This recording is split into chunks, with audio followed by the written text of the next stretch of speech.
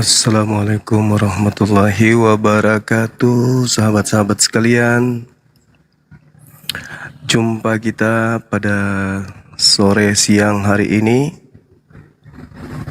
Alhamdulillah, Masya Allah. Bagaimana suara saya? Terdengar nggak teman-teman sekalian?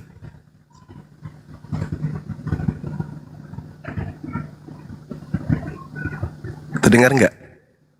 Terdengar dong.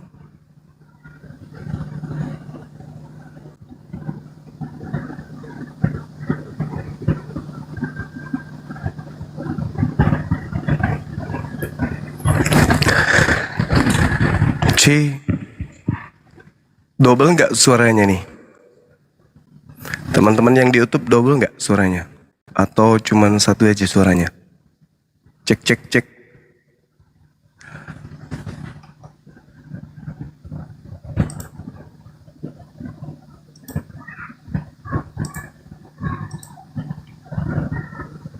Suaranya double enggak kan ya? Oke, sip lah.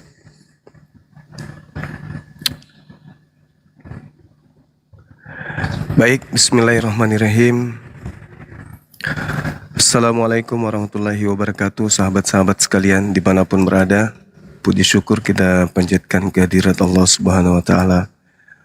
Pada sesi kali ini kembali kita berkumpul di Qomal ini, Qomal yang kita cintai ini.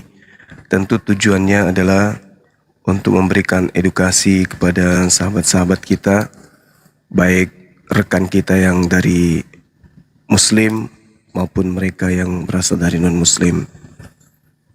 Alhamdulillah, tema ini kita kembali angkat ya, karena ini adalah tema yang bertalian dengan dua agama, yaitu Islam dan juga Kristen, di mana tentang penyaliban Al-Quranul Karim tegaskan tanpa ada keraguan bahwasanya yang disalib ini bukanlah manusia suci yang diutus oleh Allah kepada Bani Israel, melainkan adalah orang yang kemudian diserupakan untuk itu. Dan sahabat juga perlu ketahui, seperti yang biasa kita sampaikan, kalau yang disalib ini adalah orang yang membenci Rasul. Orang yang membenci, ya boleh dikatakan membenci Nabi Isa alaihissalam.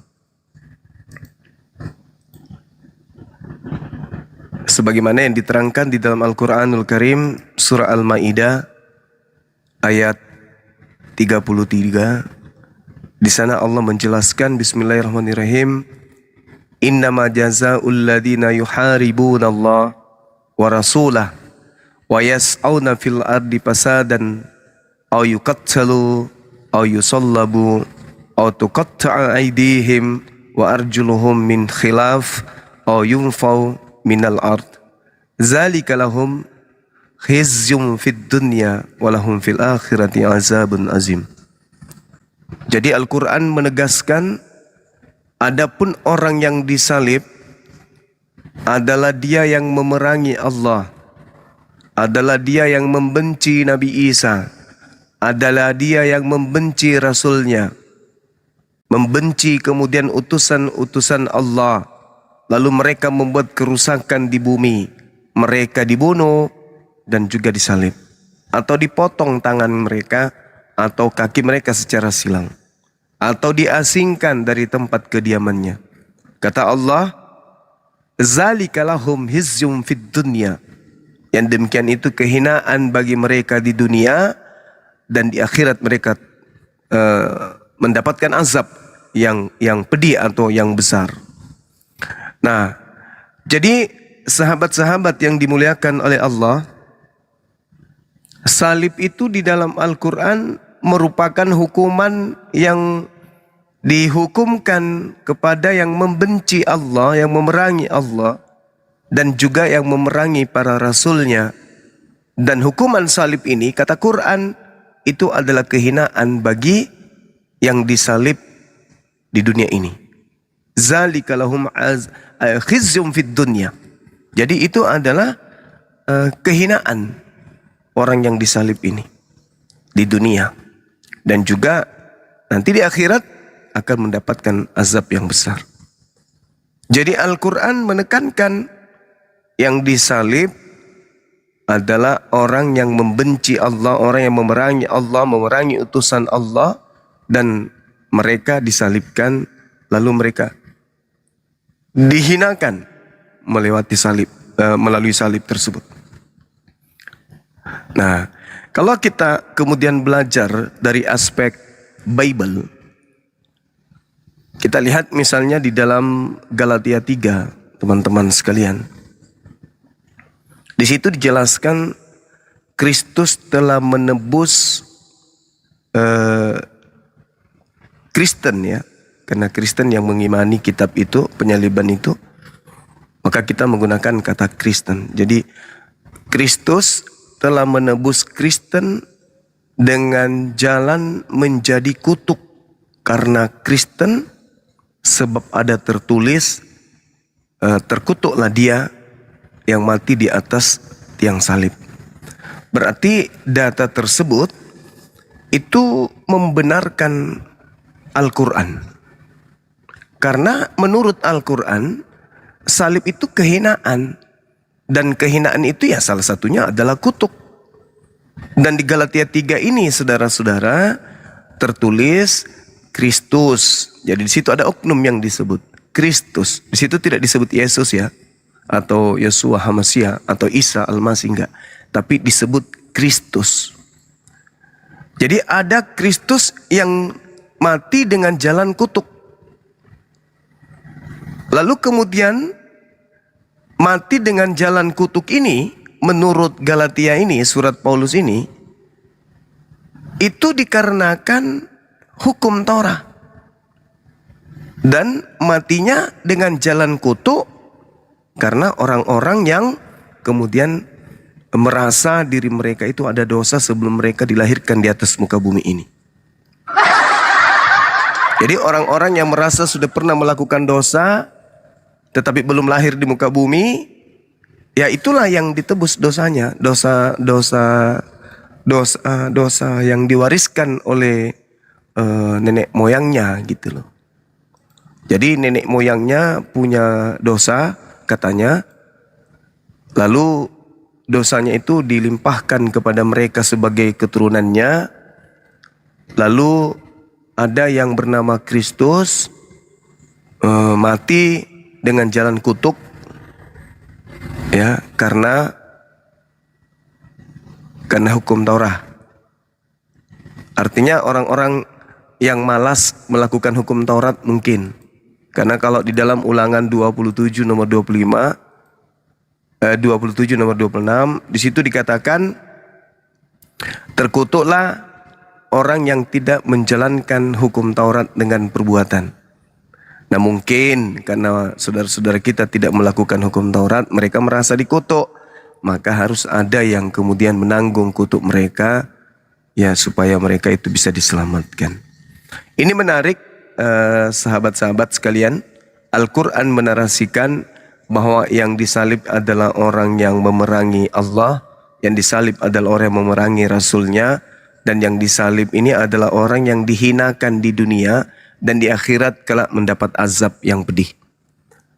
Nah, di dalam kitabnya saudara kita Kristen, Galatia 3:13, kalau kita berbicara skala prioritas hinaan, maka itu jelas oknum yang mereka sebut Kristus ini mati dengan jalan kutuk. Bukankah kutuk itu adalah sebuah hinaan? Maka Al-Quran dalam hal ini posisinya tepat, benar, dan tidak diragukan. Untuk itu kita ajak teman-teman kita yang non-muslim untuk menjelaskan kepada kita, kok bisa ada Tuhan yang dihinakan ya di atas muka bumi ini di hadapan manusia. Artinya kalau dia adalah benar manusia yang dihinakan atau Tuhan yang dihinakan, maka boleh jadi yang kita mengatakan bahwa yang datang memperkenalkan diri kepada Paulus, siapakah engkau Tuhan? Akulah Kristus yang dikutuk di atas tiang salib. Kan bisa seperti itu. Oke, mungkin ada teman dari non-muslim yang ingin diskusi, silakan. Waktu dan tempat kami persilahkan.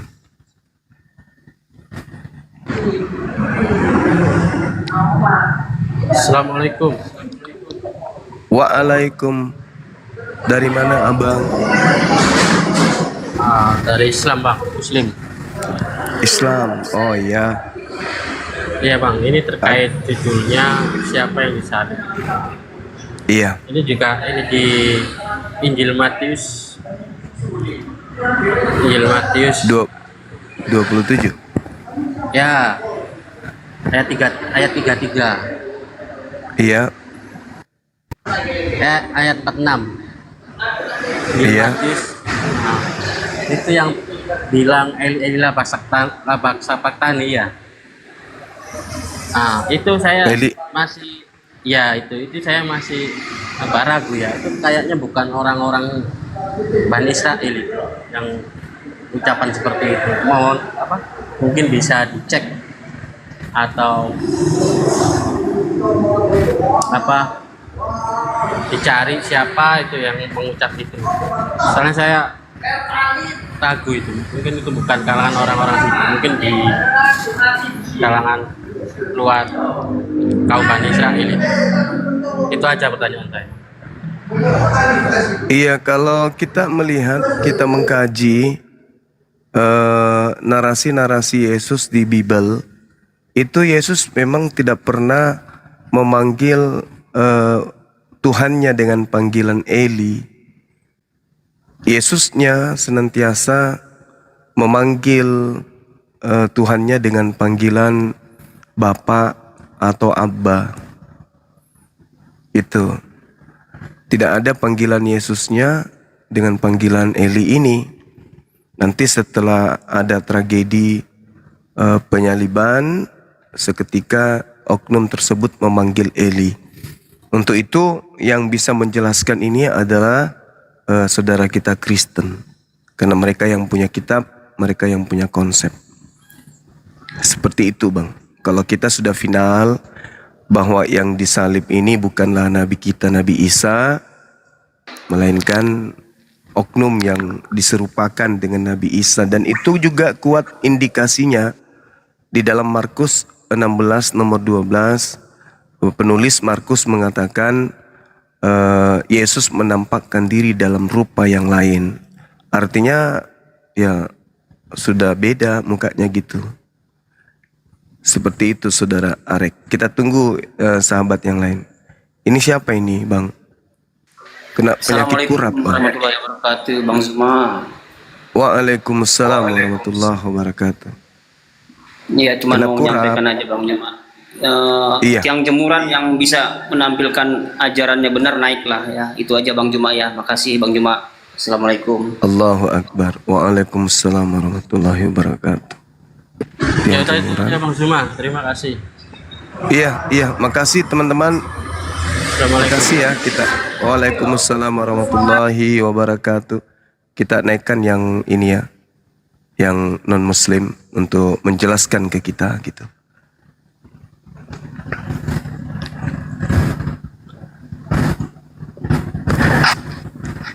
Halo, selamat siang. Nah, selamat siang, Saudara Bang. Sabrian. Ya, Bang. Iya, dari sekte mana bang? Katolik, Protestan? Saya Islam, Bang. Oh Islam, maaf. Masya Allah. Iya, Islam Siap. saya. Salam kenal. Iya, Bang. Makanya, Bang. Saya mau tanya, Bang, ke Bang Zuma boleh nggak, Bang? Boleh. Apakah benar kan, Bang, kalau ajaran agama Kristen itu menyimpang kan, Bang ya? Itu bukan agamanya itu agama abal-abal kan, Bang. Yang benar ini cuma agama Islam kan, Bang? Dalam kaidah Islam iya. Iya. Inna dina indallahil Islam. Soalnya banyak teman saya yang di sini Kristen semua itu ngomongin bahwa agama Kristen itu di sini yang paling benar katanya, Bang. Ya, masing-masing punya hak untuk mengklaim. Sayangnya kitab suci mereka tidak mengatakan itu. Oh, Kitab kitab yang mereka anggap suci itu tidak ada menyentuh sedikit pun legalitas kebenaran dari agama yang bernama agama Kristen ini. Bahkan kalau kita lihat di dalam Kisah Para Rasul 24 nomor 5, tokoh dari agama Kristen itu dihujat dengan sebutan penyakit sampar dan penyesat gitu. Jadi Paulus ini disebut sebagai penyesat. iya bang, saya setiap hari nonton Bang Zuma. Sebelum mau tidur saya ngikutin ceramahnya Bang Zuma, gitu loh. Saya hampir terhasut gitu loh bang, hampir terhasut saya. Maksudnya gimana? Ya kan, saya kan sering lihat ceritanya Bang Zuma, ceramahnya Bang Zuma tentang Yesus dengan Islam gitu ya kan. Ya, Sedangkan teman-teman saya di sini kebanyakan yang agama Kristen bang, gitu loh bang. Saya itu hampir terhasut dengan mereka-mereka yang semua itu. Tapi saya dengerin tentang 50-50-nya Bang Zuma itu ternyata benar gitu loh bang. Jadi ajaran Yesus itu cuma apa ya bang? Ya cuma hayalan kan bang ya. enggak.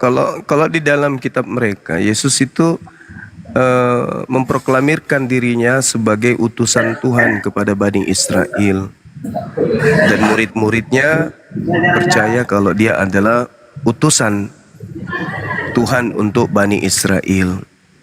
Dan murid-murid percaya pun kalau akan datang Yesus palsu atau Mesias palsu, dan akan datang penyesat-penyesat yang membawa-bawa nama Yesus. Itu ada di dalam kitab mereka. Jadi kalau dikatakan fiktif, ya cerita bersambung cerita di dalam Bible itu memang ada, dan Al-Quran juga menarasikan itu, bahwa kelak orang-orang yang menyembah Nabi Isa alaihissalam, yang dianggap Nabi Isa alaihissalam itu akan diusir oleh Allah.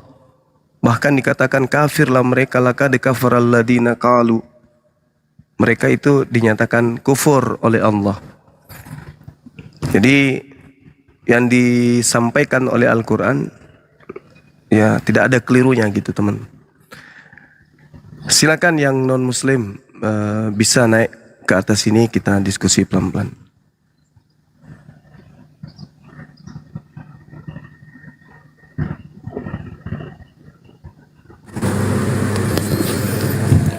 Assalamualaikum warahmatullahi wabarakatuh, Bang Zuma. Waalaikumsalam warahmatullahi wabarakatuh. Sekedar kasih support aja sambil mengingatin teman-teman di bawah, tolonglah yang muslim yang Siap. naik dulu. Itu aja sih. Iya. Kayak lagian tanya-tanya yang nggak bermutu banget. Kalau tanya terkait Kristen ya nanti kalau ada Kristennya, kan kurang lebih gitu Bang Zuma ya. Setuju banget Bang. Oke Bang, itu aja Bang. Tolong yang muslim di bawah monitor aja dulu sambil belajar. Lanjut Bang, Siap, selalu siap. semangat, Oke, sehat selalu. makasih saudara. Izin turun. Baik, Assalamualaikum warahmatullahi baik, wabarakatuh. baik. Waalaikumsalam warahmatullahi wabarakatuh. Halo, Saudara Nasution, apa kabar?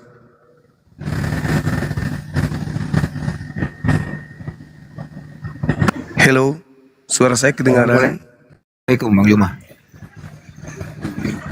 Waalaikumsalam warahmatullahi wabarakatuh. Ya, saya Islam Bang Juma. Mau menyampaikan pendapat dan Siap, dukungan untuk Bang Juma. alhamdulillah.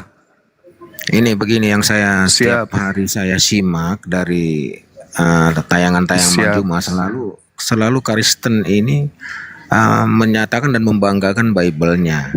Ya, setahu saya Bible mereka itu kan bukan kitab suci, itu terjemah. Setahu saya itu kan terjemahan Iya. yang dikarang oleh beberapa orang-orang yang belum tentu suci, belum tentu dia adalah pengikut Isa, pengikut Yesus. Setahu saya itu kan Bang Juma. Iya. Iya, iya. Jadi mereka kemarin ku dengar itu ada debatan antara Uniripa dengan Edis. Edis juga itu berbahaya itu mulutnya, hati-hati.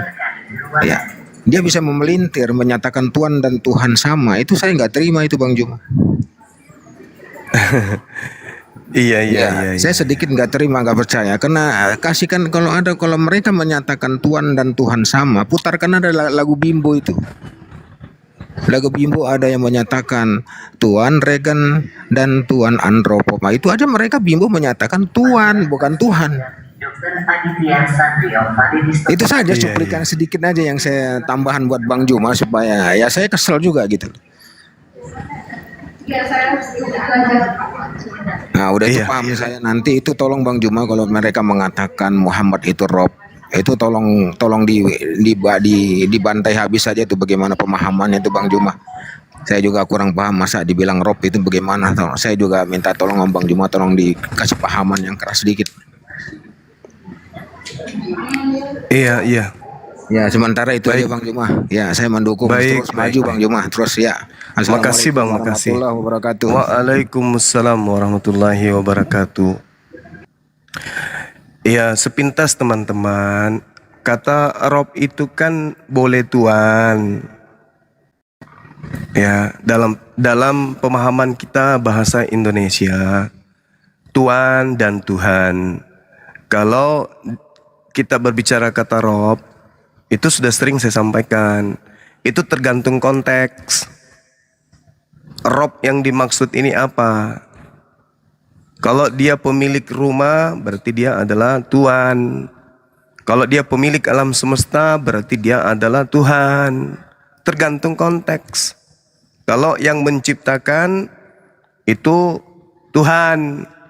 Kalau yang diciptakan itu Tuhan. Meskipun mereka bisa digelari Rob. Tapi Rob harus kita lihat konteksnya. Rob dalam skala pencipta atau Rob dalam skala ciptaan. Kalau Nabi Muhammad, orang-orang kafir katakan Rob, berarti dia yang dimaksud adalah Rob bagi anak-anaknya, Tuhan bagi anak-anaknya, Tuhan bagi kota di mana dia menjadi pemimpin. Tapi dia skala prioritasnya hanya ciptaan daripada Khalik. Jadi Rob itu artinya pemilik, penguasa. Nabi Muhammad penguasa kala itu, karena dia adalah pemimpin, dia adalah raja, dia adalah presiden, dia pemimpin, maka dia adalah Rob, dia adalah pemilik daripada apa yang diamanahkan oleh Rabbus samawati wal ard kepadanya, pencipta langit dan bumi kepadanya. Jadi bukan hal masalah besar itu masalah kecil. Cuma itu lagi, saudara kita khususnya si Edis ini kan cuma ngerti terjemah. Sedangkan terjemah itu kan bukan firman Tuhan. Yang firman Tuhan itu ya Al-Quran, original text. Begitu juga yang terjemahan Al-Quran bukan firman Tuhan. Itu adalah upaya manusia memaknai, mengerti, ya, mendekati isi daripada firman Tuhan tersebut. Jadi terjemahan itu bukan firman Tuhan. Firman Tuhan itu adalah original teksnya yang diterima oleh para nabi. Begitu saudara-saudara dan sahabat-sahabat yang saya kasihi. Assalamualaikum Bang Zuma. Ini Alfi Bang. Waalaikumsalam. Ini Dinda. Alfi Bang. Ya. Iya, iya. Abangku Beda lagi. izin Bang Siap. kalau berkenan di bawah Alfi lihat gak ada moderator boleh Bang? Sekiranya beri akses moderator abangku biar kita nggak Oke, kemakan durasi boleh. juga Bang. Izin Siap, Bang ya. siap. Maaf kalau lancang Bang. Enggak deh, saya cuma tidak kenalan aja Komalnya, sabar ya. Ini disuruh Bang Stilo nih pakai foto ini. Iya, iya, nggak apa-apa. Izin Bang ya biar kita nggak kemakan durasi juga. Iya, iya, nggak masalah Dinda. Mm-mm. Alfi adikku yang baik, nggak apa-apa ya. Ya abangku. Oke, udah ya, udah moderator. Siap. Baik ya. 86. Alfi izin turun Bang ya. Assalamualaikum. Sehat-sehat terus Oke Bang. Dinda. Waalaikumsalam warahmatullahi wabarakatuh. Amin.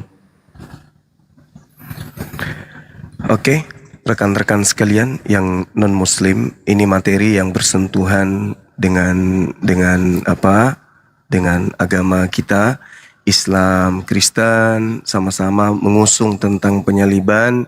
Bagi Islam penyaliban itu adalah hinaan dan juga hukuman bagi pelaku dosa. Sedangkan saudara Kristen, salib ini adalah hukuman kepada Tuhannya sendiri untuk menembus dosa-dosanya saudara kita Kristen. Jadi mari bantu kami memahami dan bisa menelaah kok bisa salib ini adalah simbol keselamatan itu, logika berfikirnya gimana dan konsep kebenarannya itu ditinjau dari aspek mana. Silakan. Siapa yang disalib? Begitu saudara-saudara. Sekali lagi kalau ada yang non muslim di sini ketik 3 biar kita undang. Oh ya, sekaligus saya ingin menyampaikan pada teman-teman sekalian, hari ini tayang perdana film Doti ya. Silakan yang ingin nonton. Saya kenapa nggak nonton? Saya mau juga nonton, tapi tunggu si bungsu pulang sekolah. Terus kemudian kayak kemarin, mohon maaf, bukan saya mau sok gimana kali, enggak. Kemarin itu kan saya kecapean, baru dari Sumatera, Jakarta, sebulan kurang lebih kan ya. Tiba-tiba diundang harus hadir di gala primer kemarin. Dan di situ banyak orang membludak lah ceritanya kan ya. Jadi ada kecapean. Nah hari ini juga teman-teman pada nonton. Cuman tadi dari produsernya sampaikan tunggu jadwal dari XS1 untuk Bang Suma nonton. Maksudnya diberikan waktu spesial, mungkin bisa jumpa sekaligus jumpa dengan netizen. Jadi untuk yang ada di kota Makassar, Gua Maros ini diberi ruang oleh produsernya untuk nonton bersama dengan netizennya gitu. Jadi Bang Suma nanti hadir di XS1 atau mana di mana di MP kalau di sini ya, di Mall Panakukang. Itu nanti bersamaan dengan netizen yang mau nonton bareng dengan Bang Suma. Begitu Jo. Jadi silakan teman-teman yang mau ikut nonton filmnya, hadir aja di bioskop terdekat di kota Anda, insya Allah. Di situ hari ini mulai tayang.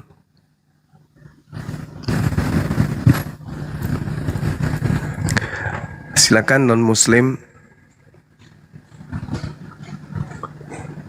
yang mau diskusi, naik yuk.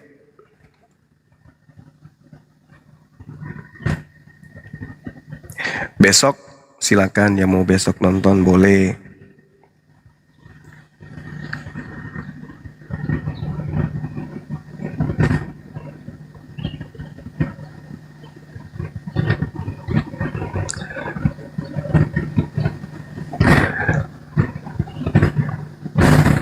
Belakangan ini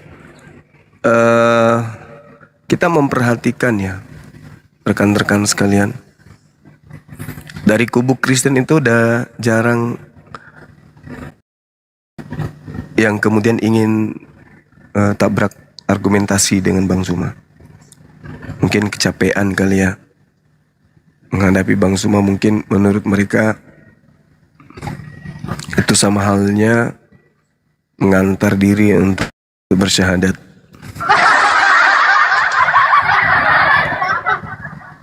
Karena ketika berhadapan dengan Bang Suma, data disajikan, akal diurai, kebenaran diungkapkan, dan kesalahan nampak nyata sekali. Ya untuk itu sekali lagi, jangan sia-siakan waktu gitu kan ya. Hidup ini hanya sementara di atas muka bumi. Setelahnya ya yang ada hanya penyesalan. Kita boleh berbangga, boleh mengatakan mati masuk surga. Kita ada penyelamat, kita ada juru selamat. Boleh kita berkata seperti itu dengan sombong, dengan angkuh. Ya boleh, apapun itu boleh. Tapi apakah yang kita ucapkan itu akan seperti itu adanya. Ada jaminannya gitu maksudnya. Kalau hanya sekedar imani saja dan ternyata tidak ada data, ya berarti kita hanya menipu diri sendiri. Berarti Al-Quran itu benar. Yukhadi'unallaha. Orang-orang kafir ingin menipu Allah, ingin menipu orang-orang beriman. Padahal mereka hanya menipu diri mereka sendiri dengan memberikan asupan-asupan yang ya sifatnya fiktif, semu terhadap kupingnya sendiri. Bahwa dijamin mereka adalah anak-anak Tuhan, mereka adalah pewaris surga. Tapi kalau cuman omon-omon doang, tak ada sumber validasi yang betul dari Sang Yang Maha Menyelamatkan, ya buat apa? Ya, karena kematian itu adalah bagian daripada hidup ini. Dulu Bang Suma pernah ditanya, Bang, tahukah Anda tanda-tanda kematian? Ya tahulah. Hanya orang yang tidak belajar yang tidak tahu tanda-tanda kematian itu. Loh, hebat kali Bang Suma. Enggak. Semua orang tahu tanda-tanda kematian itu. Jadi saya ditanya, apa tanda-tanda kematian Bang? Ya hidup. Tanda-tanda kematian pada diri seseorang itu adalah orang itu masih hidup. Kalau dia sudah mati itu bukan lagi tanda-tanda kematian, emang sudah mati. Nah sekarang kamu hidup nggak? Hidup, kata dia. Nah itu tanda-tanda Anda akan mati, kan Anda hidup. Kalau Anda tidak mau mati, ya mati aja sekarang. Pusing dia langsung. Jadi kebenaran itu ya mutlak, absolut. Tidak bisa kemudian kita akal-akali. Oke saudara, di sini sudah ada tamu kita. Ada yang dari Dubai, ada dari kemudian Tokyo. Selamat sore, saudara Anas dan juga saudara Kismis 72. Apa kabar? Apa bisul masih? Cek, cok. Selamat sore. Siang. Assalamualaikum Ya. warahmatullahi wabarakatuh. Gurunda. Waalaikumsalam warahmatullahi wabarakatuh. Iya Bang Anas.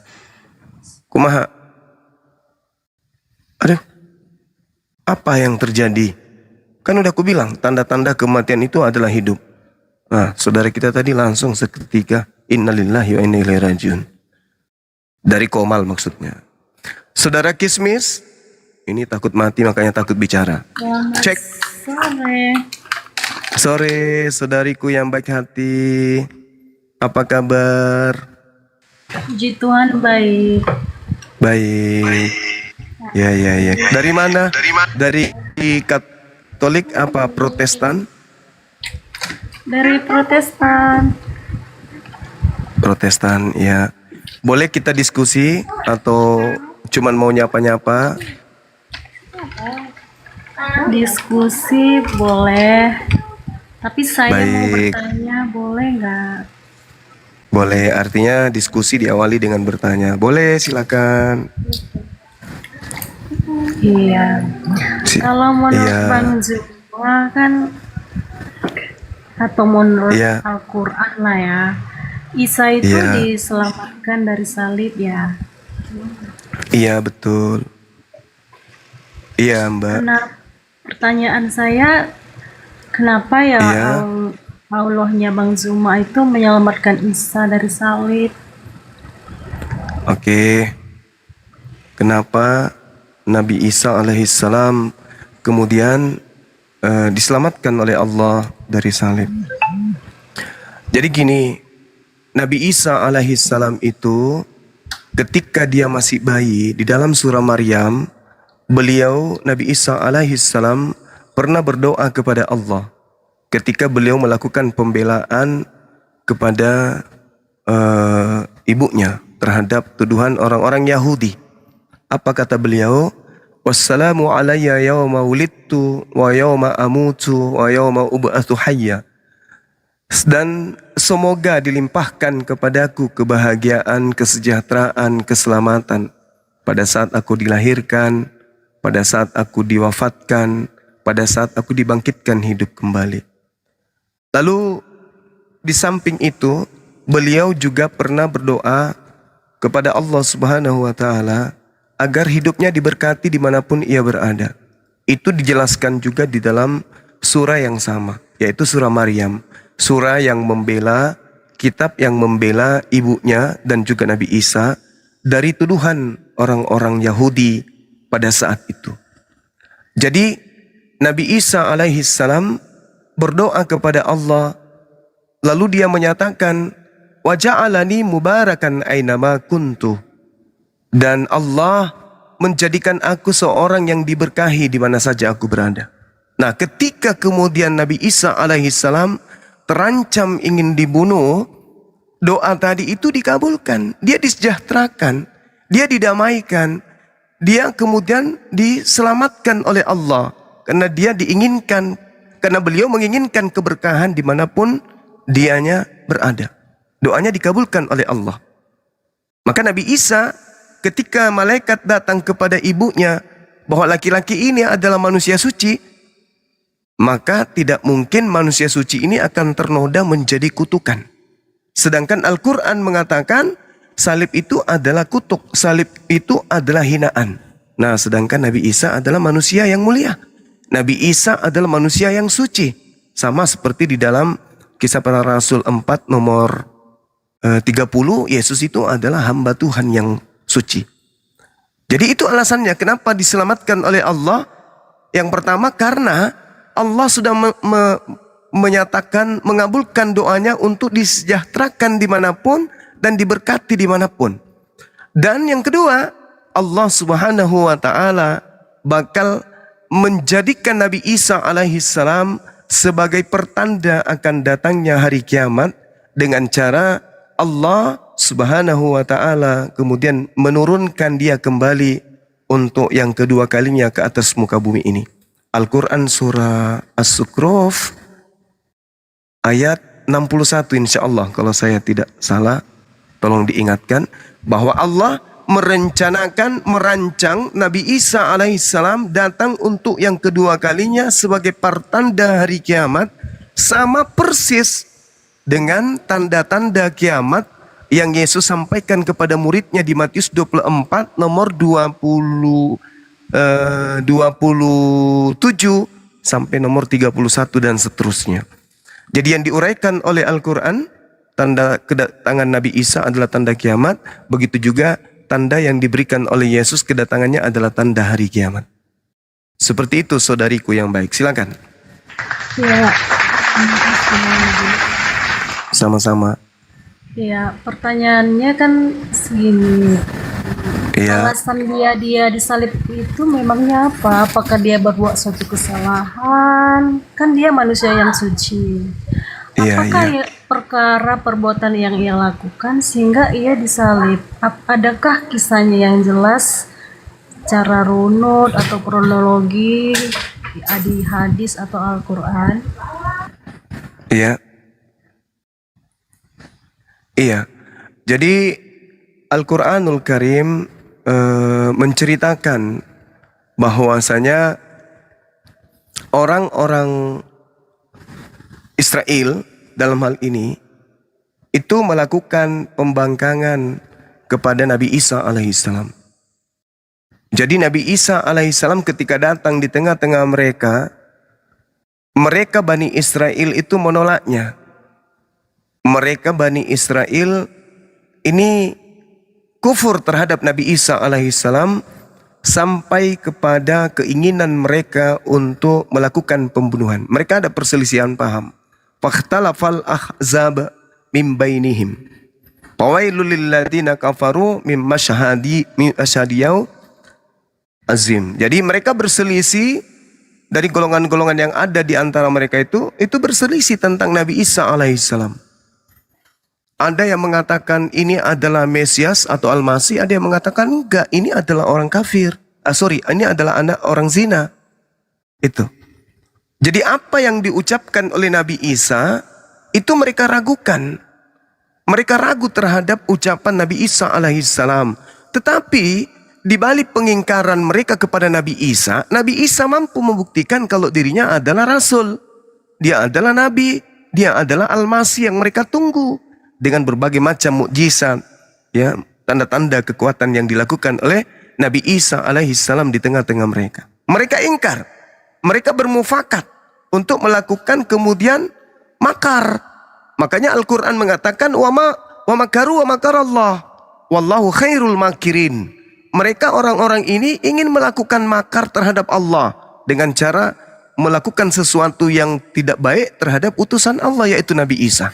Akan tetapi Allah menyelamatkan Nabi Isa dan Allah membalas tipu daya mereka. Itu yang terjadi. Dan lagi-lagi apa yang diuraikan Al-Quran ini dibenarkan oleh Bible. Kalau kita melihat di dalam Yohanes 11 nomor 45 sampai nomor 57, ternyata betul Yesus ini ingin disalib karena mereka iri, karena mereka cemburu terhadap kedahsyatan, mukjizat dan tanda-tanda yang dimiliki oleh Yesus. Mereka kemudian membuat makar. Mereka bersepakat membunuh Yesus. Karena kalau tidak, maka orang Roma akan datang merampas tempat suci mereka. Mereka akan kehilangan bangsa karena dirampas oleh bangsa Roma. Maka mereka sepakat membuat kesaksian palsu, tipu muslihat. Mereka semuanya dengki, sehingga mereka sepakat untuk membunuh Yesus. Al-Quran menarasikan hal yang sama, Bible juga menarasikan hal yang sama. Jadi keingkaran, kemudian mereka membuat ucapan-ucapan tipu muslihat sama yang diterangkan Al-Quran. Wa qaulihim, kata Quran, wa qaulihim inna qatalnal masiha Isa bin Maryam Rasulullah. Mereka ini kemudian dengan ucapan mereka melakukan tipu muslihat. Mereka melakukan kesaksian-kesaksian palsu. Sampai Allah kemudian membackup nabinya yang suci, yaitu Nabi Isa alaihissalam.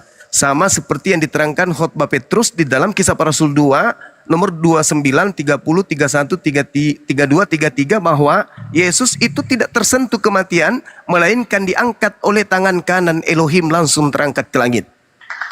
Ini sama dengan Al-Quran surah An-Nisa ayat 158, bal rafa'ahullah ilai wa kana Allahu azizan hakima. Tetapi Allah mengangkat Nabi Isa alaihissalam karena Allah maha perkasa lagi maha bijaksana untuk melakukan hal tersebut. Ini Al-Quran yang mengatakan, An-Nisa ayat 158. Demikian. Kira-kira kisah Isa ini menurut Bang Zuma terjadi di tahun berapa atau abad berapa gitu?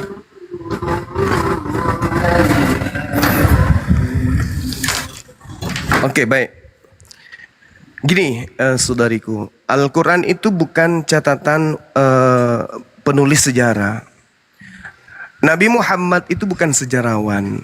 Berbeda dengan penulis Bible, mereka adalah penulis sejarah. Mereka bukan nabi, tapi mereka adalah pewarta atau penulis.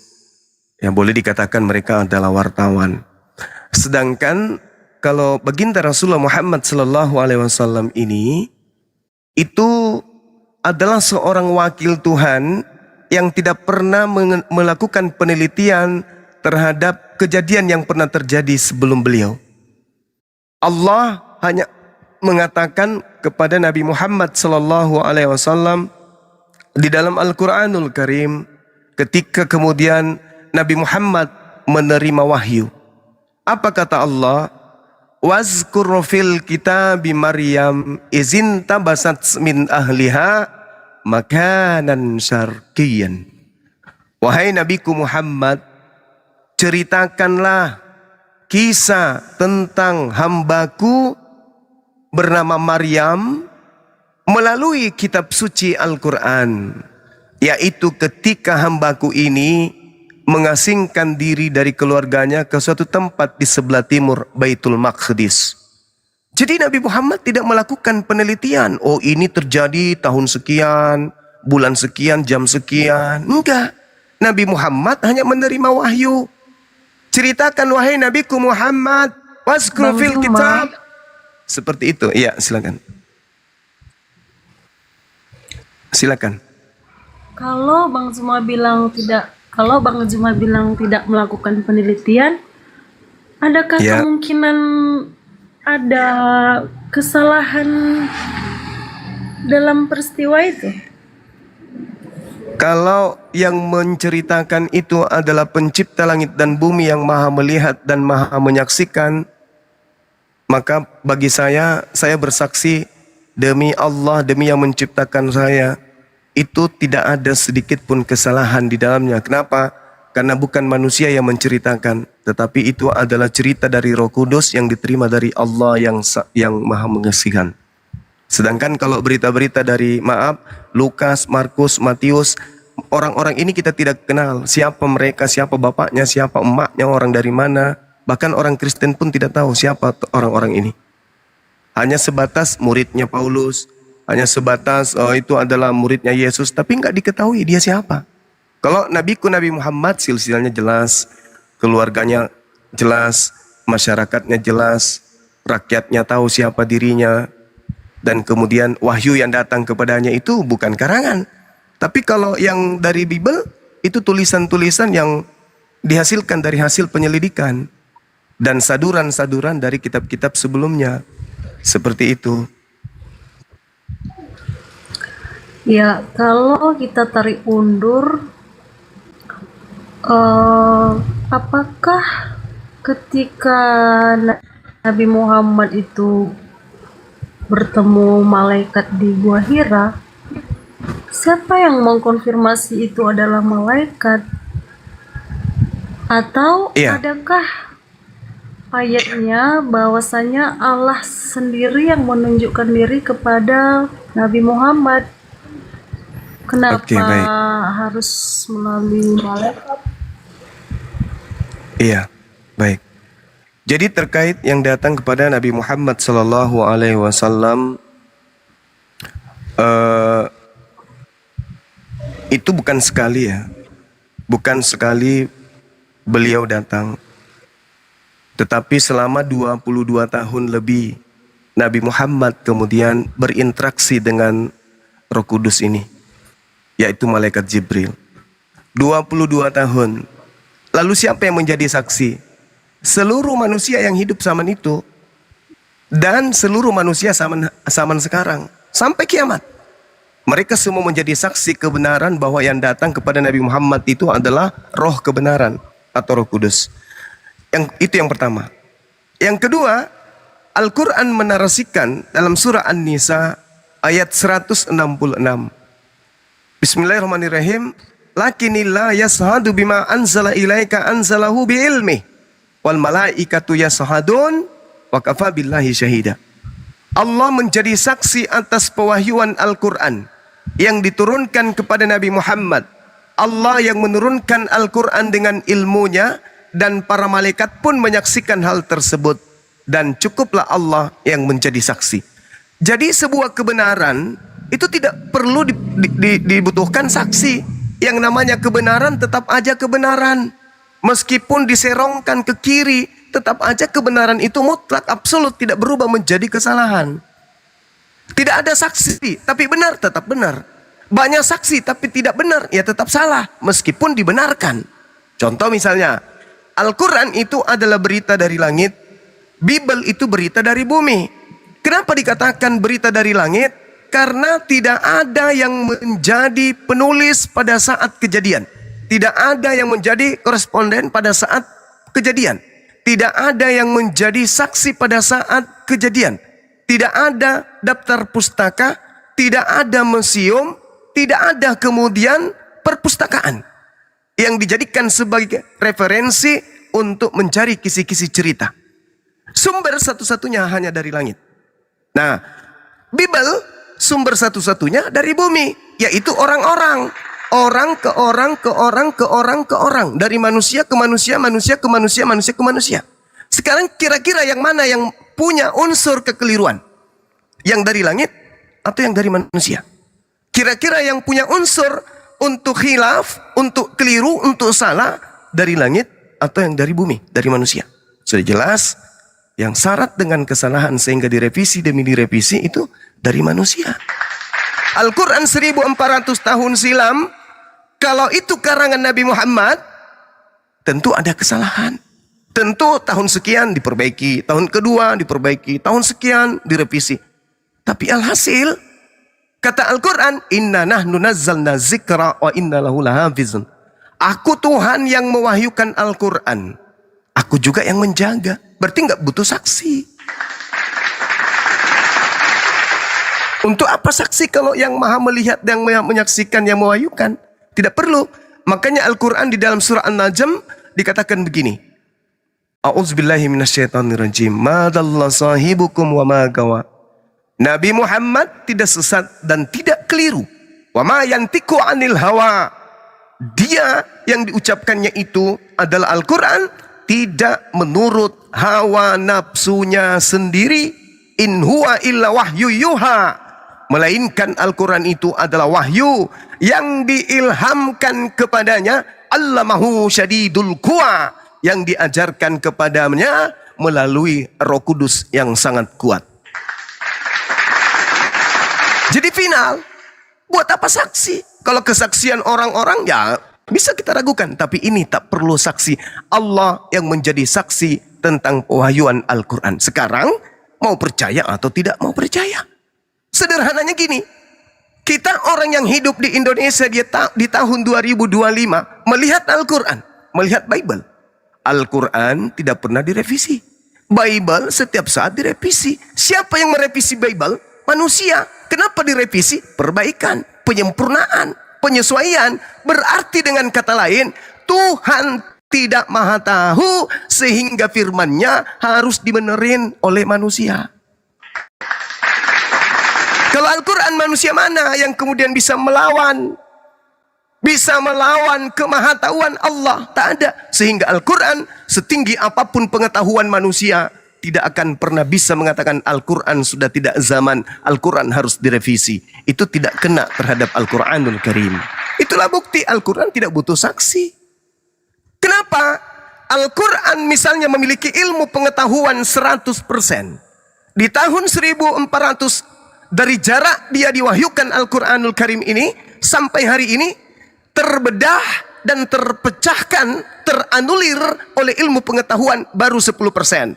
Berarti masih ada 90% kandungan kebenaran Al-Quran yang belum kemudian diselaraskan oleh ilmu pengetahuan manusia, disebabkan karena kelemahan, lemotnya, lalotnya akal manusia untuk kemudian mengejar isi Al-Quran itu yang begitu indah di dalamnya.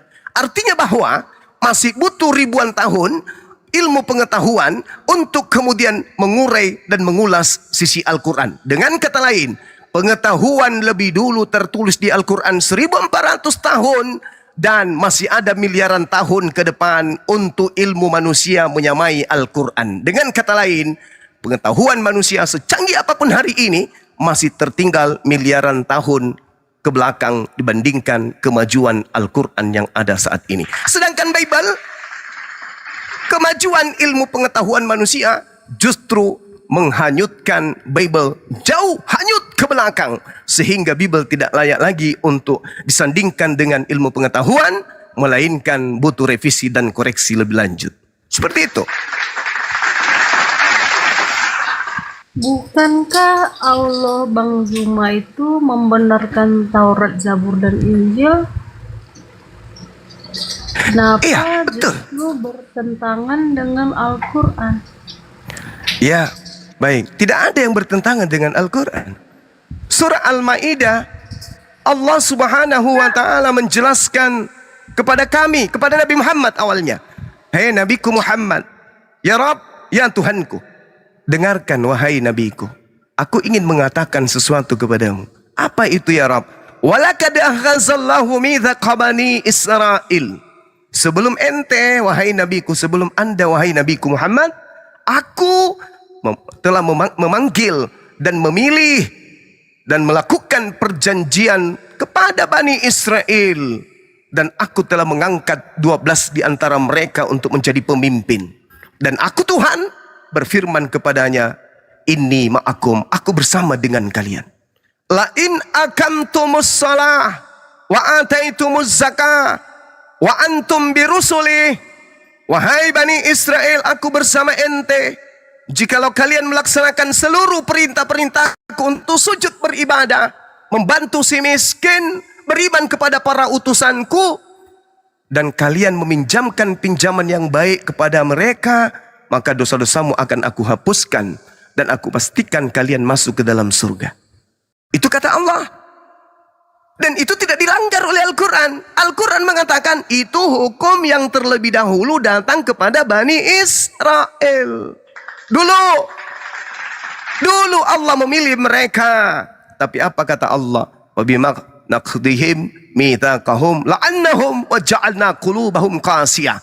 Tetapi mereka angkuh, mereka sombong, mereka tegar tengkuk. Aku utus Nabi Isa, mereka tolak. Aku utus Nabi Musa, mereka tolak. Zakaria, mereka tolak. Yahya, mereka tolak. Mereka angkuh.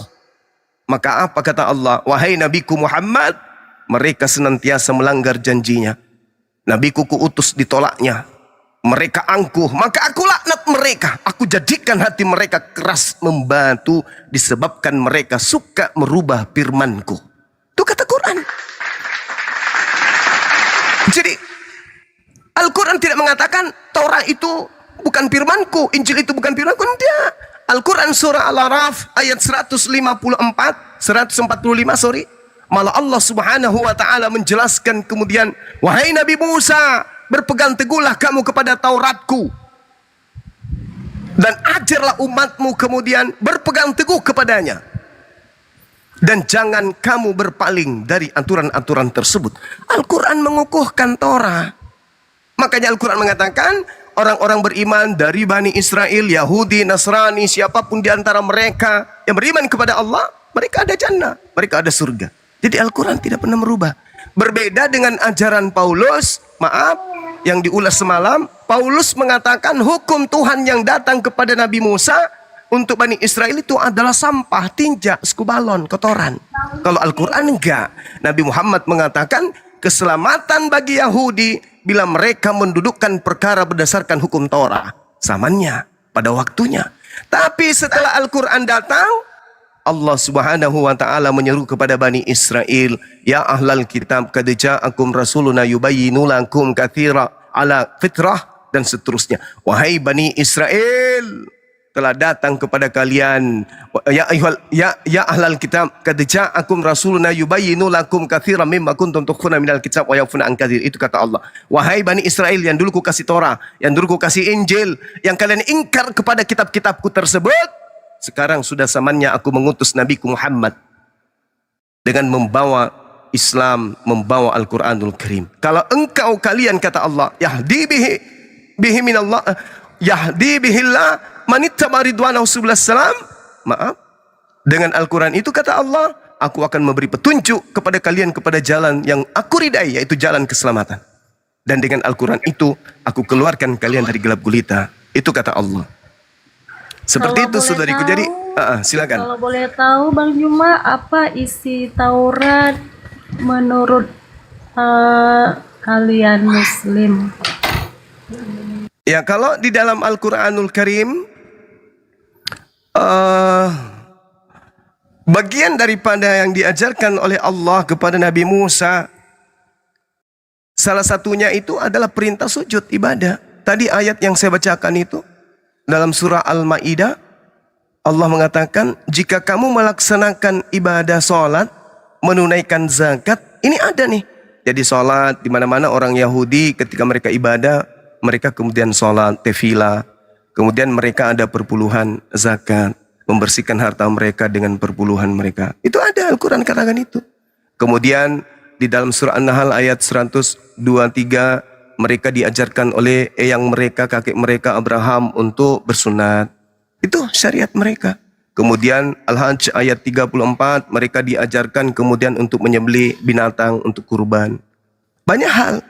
Lalu dalam surah Al-Baqarah ayat 144, mereka juga sudah memiliki kiblat, arah ibadah, sujud. Semua diterangkan dalam Al-Quranul Karim. Tapi lagi-lagi tidak terinci seperti ibadahnya umat Islam.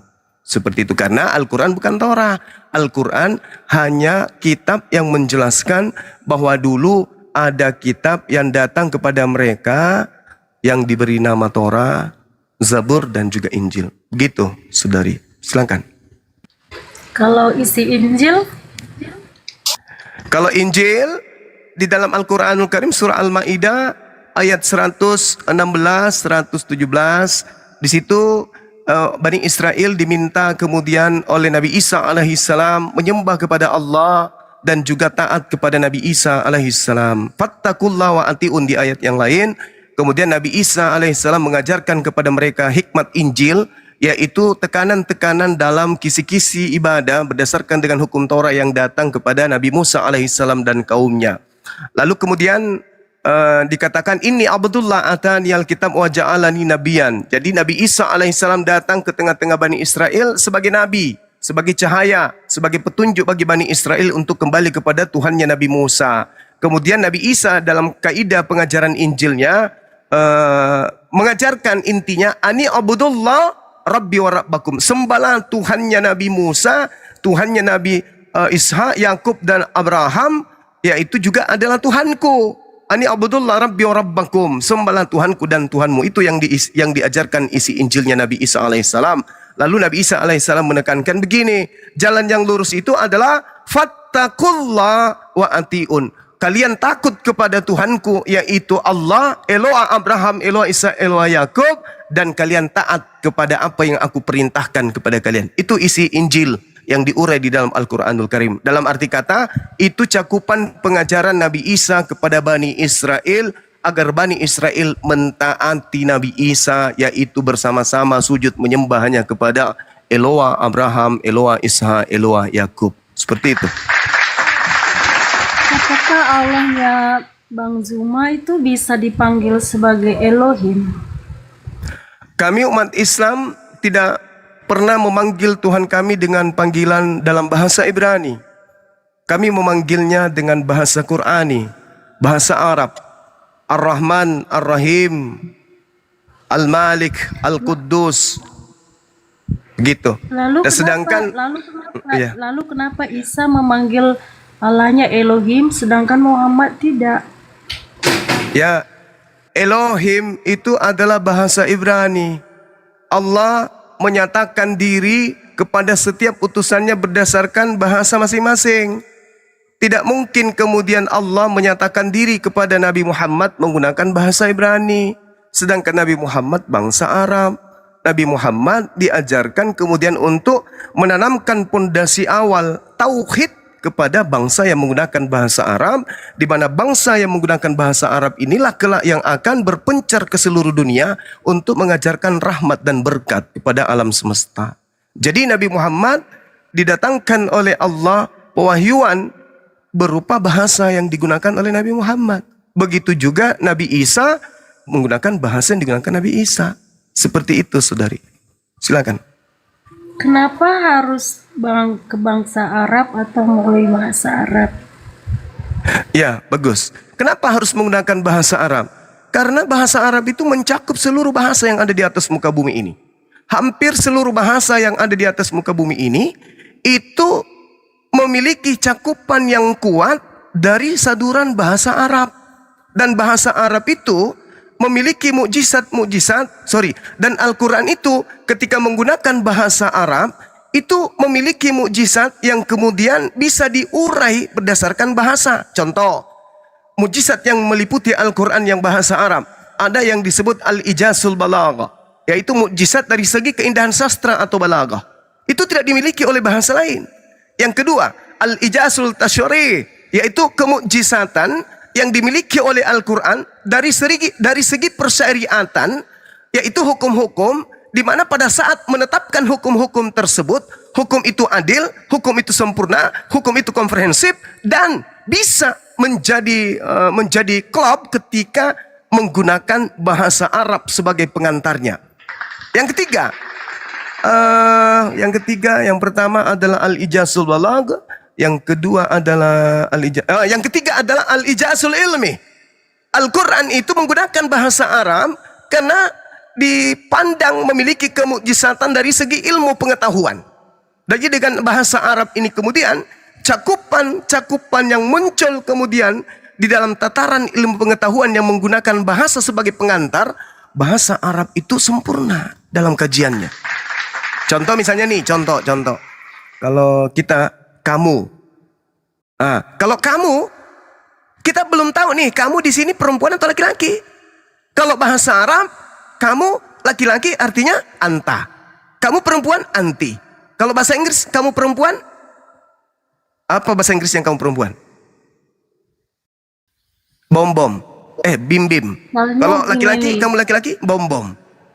misalnya Nggak gini, ada. Itu aja sederhananya. Kalau misalnya bahasa Indonesia kamu laki-laki, apa bahasa Indonesianya? Kamu laki-laki. Wah, panjangan. Kalau bahasa Inggris? Bahasa Jepang? Tapi kalau bahasa Arab, dengan Misalnya menyebut kata anta, sudah tahu itu laki-laki. Hanya menyebut anti, sudah tahu itu perempuan. Sorry. Silakan. ya kalau seandainya ada orang Muslim yang berbangsa Ibrani, Iya. apakah dia bisa memanggil Allah itu sebagai Elohim? Dia kan nih orang Ibrani nih, tapi dia Muslim. Masya Allah. Masya Allah. Jadi ketika kemudian mereka dalam kehidupan sehari-hari sebagai makhluk sosial, boleh. Ya Rob, sama orang Kristen selalu manggil ya Rob, ya Allah. Boleh kalau dalam tataran kehidupan sebagai makhluk sosial. Tapi dalam hal ibadah, mereka wajib menyebut nama Tuhan dengan sebutan yang sesuai dengan kitab sucinya. Wajib itu. Karena sembahnya adalah Allah, kemanapun pergi tetap Allah.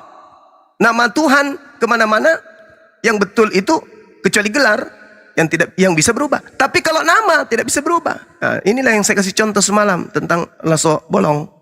Tidak boleh diterjemahkan nama itu. Nanti maknanya berubah. Jadi nama itu tidak boleh diterjemahkan. Dimanapun nama itu tetap sama. Misalnya saya, Bang Zuma. Ketika kemudian ke luar negeri ya harus dipanggil Zuma. Kemanapun saya pergi tetap Zuma. Kenapa kemudian tidak menggunakan nama Allah di dalam kitabnya orang Yahudi? Karena Allah hanya menyatakan diri sebagai gelar-gelarnya saja. Bukan sebagai nama pribadi. Hanya gelar. Sama seperti Al-Quran. Huwallahu alladzi la ilaha illa huwa alimul ghaib wassahada huwa rahmanur rahim. Itu hanya gelar-gelar atau sifat-sifat yang melekat pada diri Tuhan. Tapi hak mutlak nama yang ada pada dirinya itu adalah Allah. Jadi kalau orang Yahudi masuk Islam nyebut Allah. Kalau mereka kaget, ya Elohim, boleh. Karena merujuk kepada hakikat pencipta langit dan bumi dalam hidup sosialnya sebagai seorang Yahudi. Seperti itu. Selama Elohim yang dimaksud di sini adalah Eloah Abraham, Eloah Ishak, Eloah Yakub yang menyatakan diri kepada Abraham, Ishak dan Yakub, kepada Nabi Ishak dan Nabi Ismail. Gak apa-apa, gak masalah. Bukan peler hitam, saudara Ati. Kalau setahu saya Ati. Allahnya Musa itu bernama Yahweh. Itu gelar. Yahweh itu bukan. Yahweh itu sembahannya orang Mesir kuno. Itu adalah dewa yang bukan perempuan, bukan juga laki-laki. Dewa apa namanya itu kalau bukan laki bukan perempuan. Itu Yahweh itu tidak dikenal. Orang Yahudi tidak nyembah Yahweh. Mungkin yang Anda maksud itu Yehova kali. Kalau Yahweh itu dewa Mesir. Kalau Yehova, Yotihevave atau yang mereka sebut Hasem atau Adonai, yaitu sembahannya Bani Israel dalam tataran setelah mereka mengkitabkan kitab yang berasal dari Esra. Bukan dari Nabi Musa alaihissalam. Karena dari Musa abad 14 sebelum Masehi itu kehilangan arah. Dari Musa ke Amos bin Nun itu Yosua bin Nun itu kemudian kehilangan arah. Kemana Torah itu pergi? Apalagi setelah ada pemberontakan orang-orang Katolik masuk membasmi orang-orang Yahudi di Yerusalem, Palestina. Itu tambah hancur. Semua yang menemukan kemudian Torah atau yang membaca Torah itu dimati, dipenggal, digantung. Itu tertulis ceritanya di kitab MKB 1 dan 2. Seperti itu. Silakan. Bang Zuma kan tadi mengatakan Allahnya Musa sabar. itu sama dengan Allahnya Muhammad. Iya. Kalau Allahnya Musa itu dia mengharamkan unta. Kenapa di zaman Muhammad unta itu dimakan? Iya, baik. Jadi seperti yang saya gambarkan tadi, saudariku ya, di dalam surah Al-A'raf ayat 145, Allah Subhanahu wa taala memberikan syariat itu hanya kepada Bani Israel. Jadi hukum syariat yang diberikan Allah kepada Bani Israel berlaku kepada Bani Israel. Wa katabna lahu fil alwah min kulli syai' mau'idatan wa tafsila likulli syai' fahuzha biquwa wa'mur qaumaka ya'khuzu bi ahsaniha sa'urikum daral fasiqin. Jadi Allah memberikan Torah kepada Nabi Musa, aturan-aturan, hukum-hukum untuk menjelaskan sebagai pengantar keselamatan cahaya kepada mereka. Itu supaya mereka pegang erat-erat. Dan itu hanya berkaitan dengan Bani Israel, bukan untuk bangsa lain. Itu nggak ada tuh. Sedangkan Al-Quran itu untuk seluruh umat manusia. Maka yang berlaku sekarang bukan Torah. Karena Torah itu hanya untuk Bani Israel.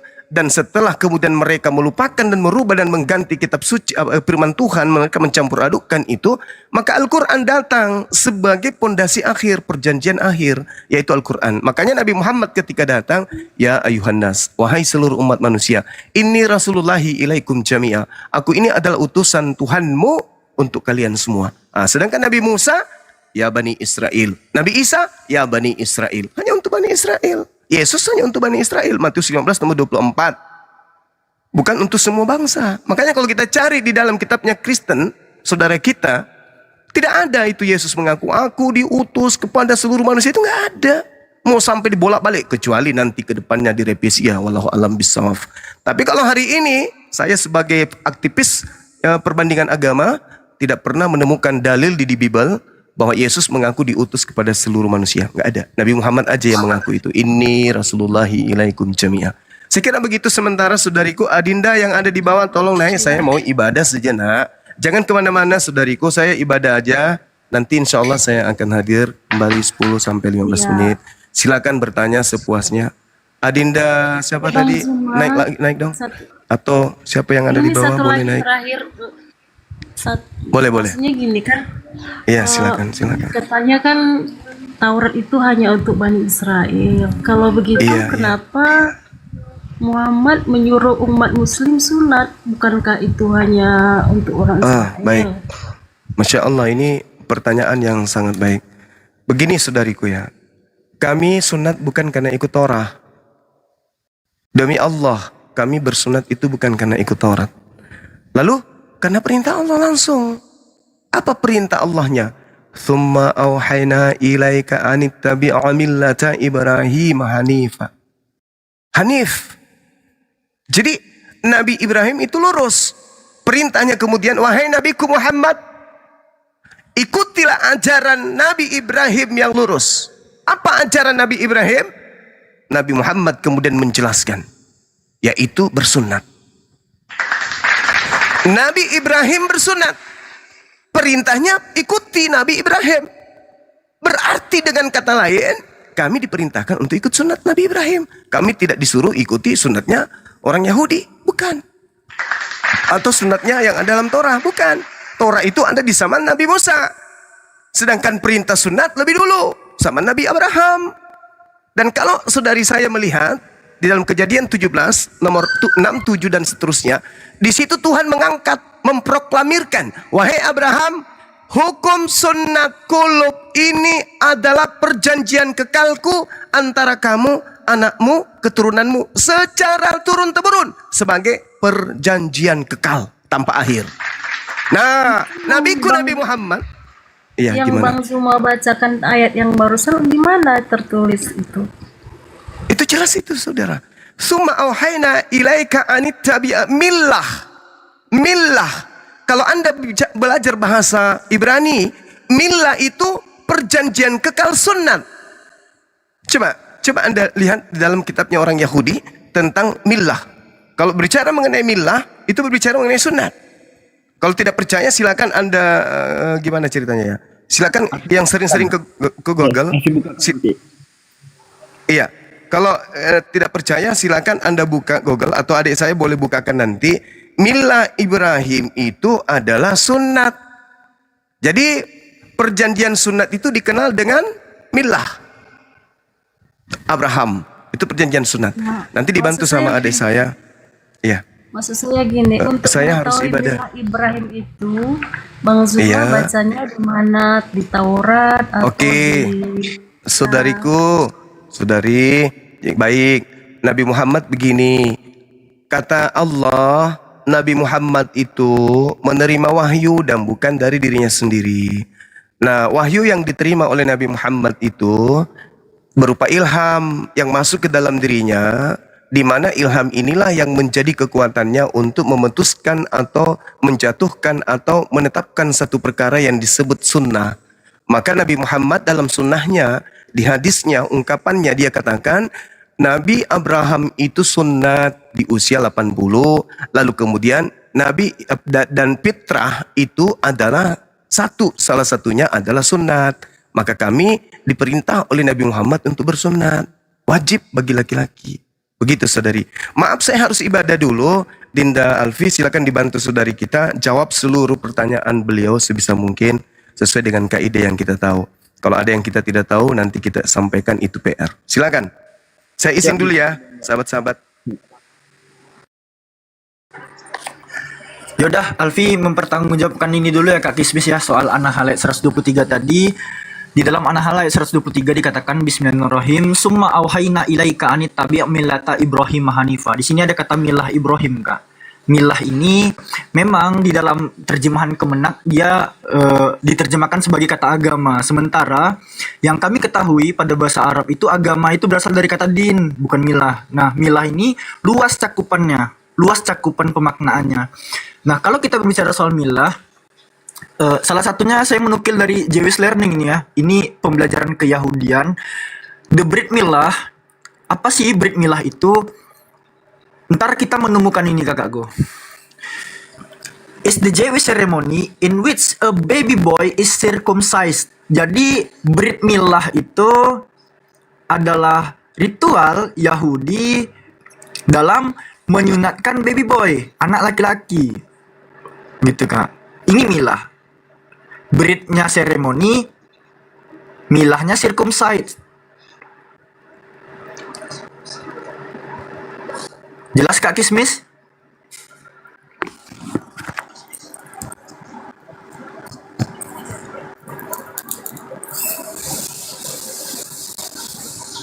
Halo Kak.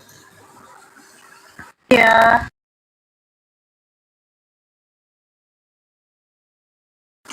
Oke, pertanyaan berikutnya. pertanyaan berikutnya balik ke Isa tadi ya.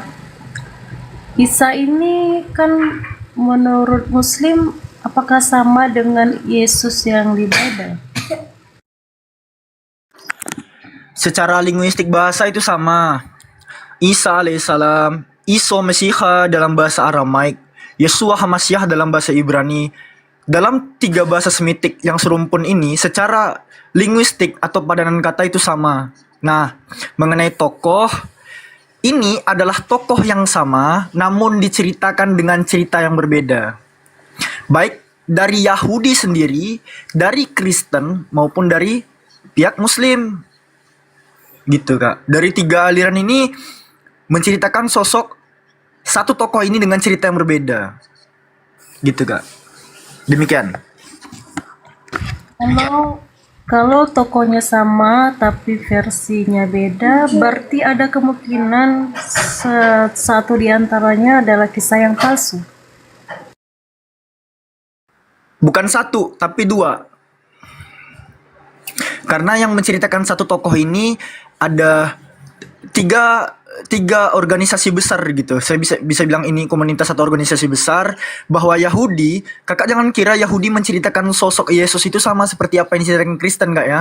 Karena Yahudi mengatakan sosok Yesus ini matinya itu dengan cara dirajam enggak, bukan disalib. Di dalam Talmud mereka dikatakan Yesus dari Nazaret itu mati dengan cara dirajam, dilempari batu.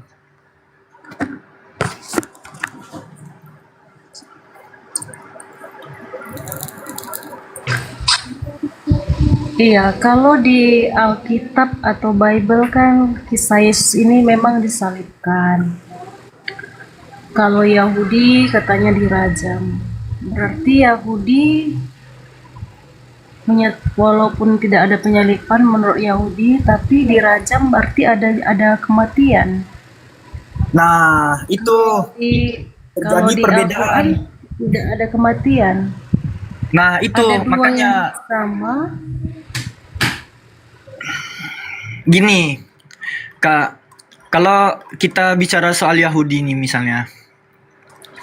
Ya, Al-Quran kan menerasikan wama qataluhu wama salabuhu. Mereka tidak membunuhnya, tidak pula menyalibkannya. Walakin subiyah lahum.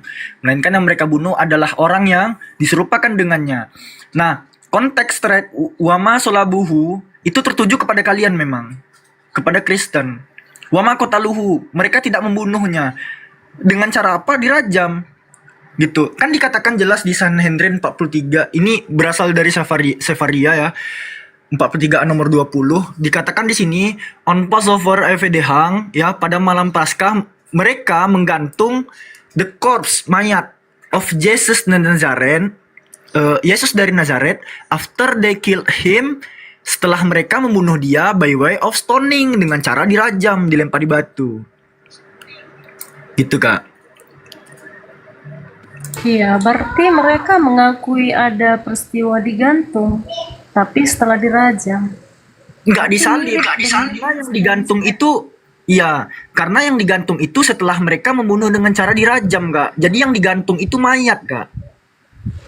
Iya, tapi ada kemiripan dengan Kristen bahwasanya Beda kan lah. Yesus itu disalib, mati dan disalib. Kalau orang Yahudi mengatakan dirajam lalu digantung. Kenapa Muslim berbeda sendiri? Bahkan di Bible pun berbeda juga, Kak. Pernyataan Yohanes dengan pernyataan Paulus, lokasi di mana Yesus itu digantung berbeda. Gitu.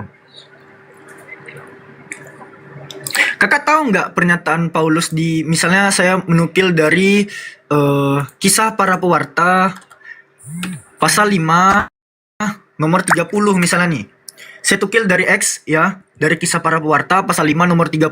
Apa pernyataan Lukas di sini? Hoteos ton pateron himon egeiren ison ho himes de keresaste kremasantes episilo. Silo, Kak. Dia itu digantung di nih. Hanging him on a tree. Menggantungnya di pohon. Bukan cross. Iya, masalahnya kan kita kan ke poinnya bahwa kata kuncinya dia mati dan digantung, mau digantung di pohon, mau digantung ya. Peristiwa dia mati dan digantung. Kenapa kan Islam ini kan katanya lahir di abad ke-7. Kenapa beda sendiri mengatakan dia diserupakan? Karena kasus Sedangkan kematian satu tokoh ini kontradiksi, Kak. Terjadi perselisihan terkait cerita kematiannya. Dan Al-Quran datang meluruskannya.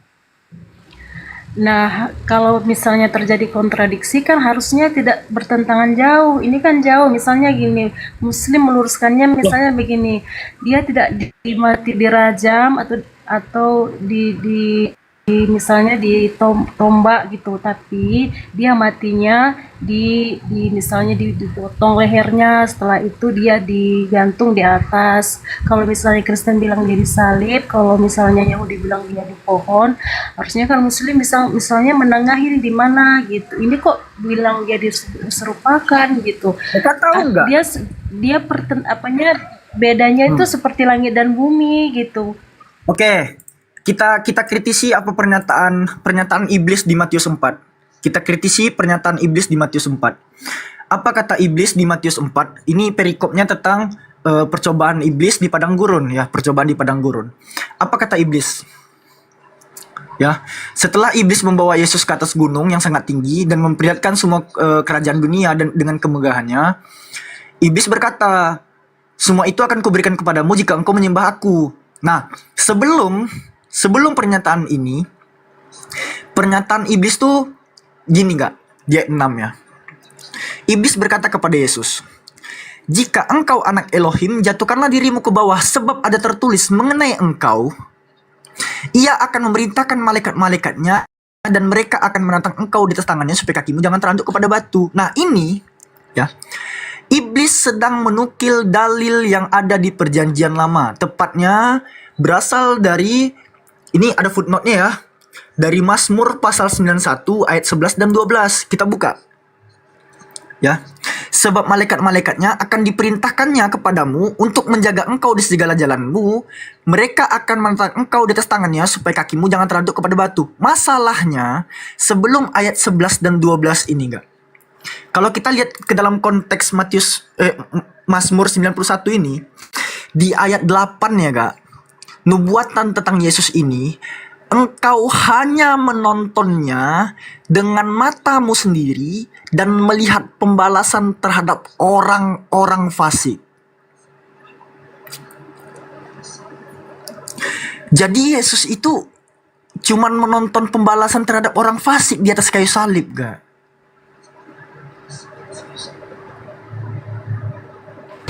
Kalau di Lukas bagaimana?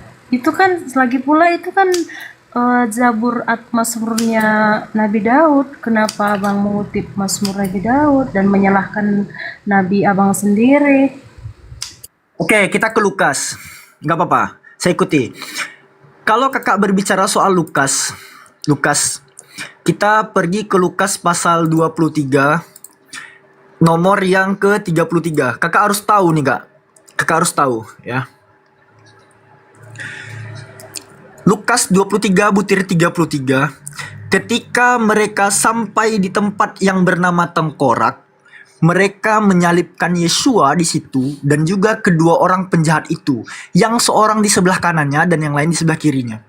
Nih ya. Dalil ini seakan-akan adalah penggenapan dari Yesaya 53 nomor 9. Terus terang aja, ini penipuannya parah sekali nih Kak Kismis. Kenapa?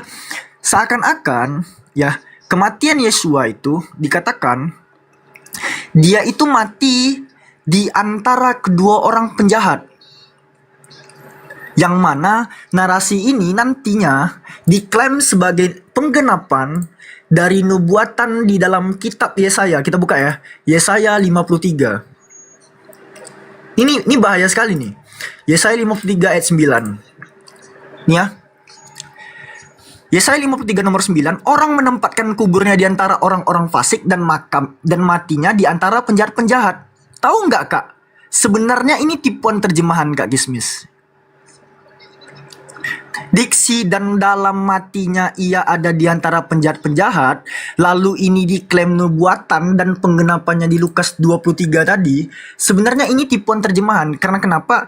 Kalau saya buka tafsir dan catatan kakinya, di dalam footnote Yerusalemnya, ya, sebenarnya bukan penjahat-penjahat. Dalam naskah Ibrani itu tertulis orang-orang kaya gitu.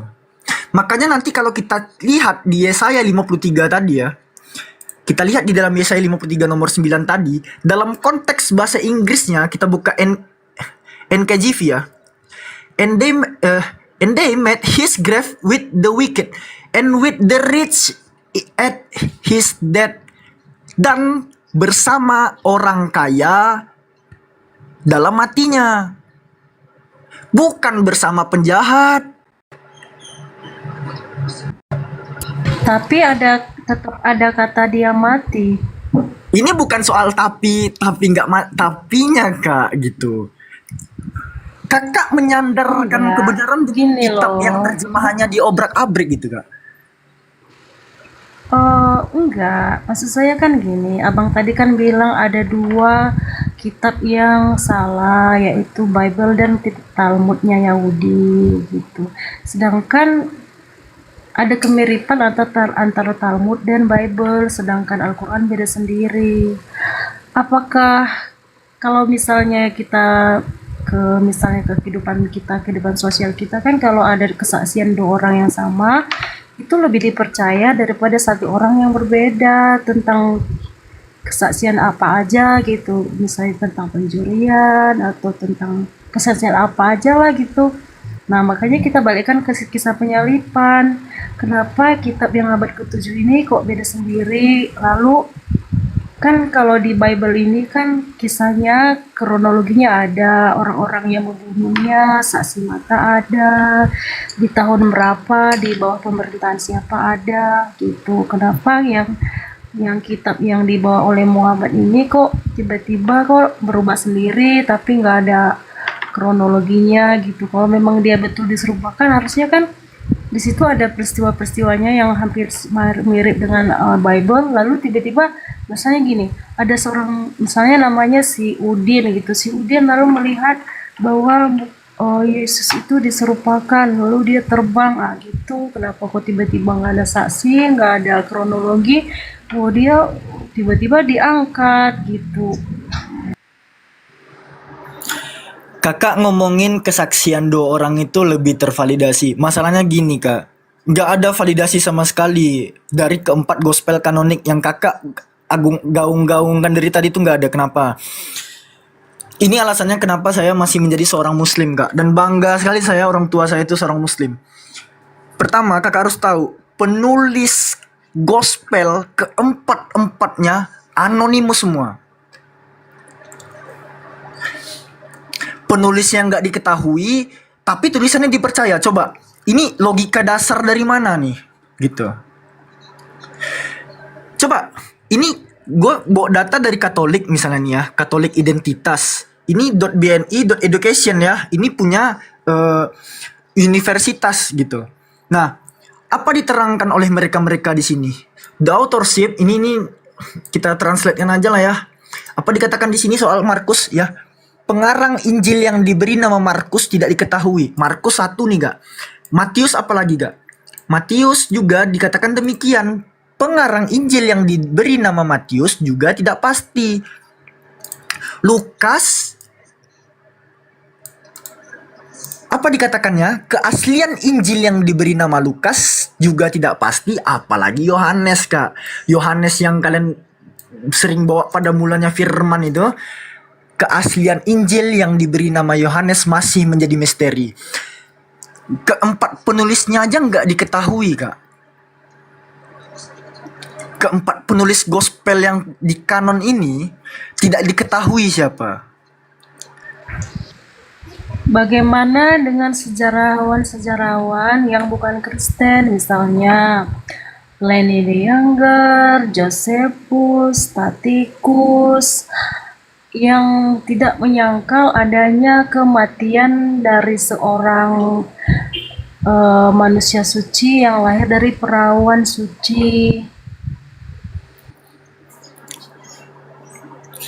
Mana data dari Flavius Josephus Tacitus itu, mana dia? Saya pengen lihat tuh. Yang sering digaung-gaungkan Elia Moran juga kan? Mana tuh tulisan mereka?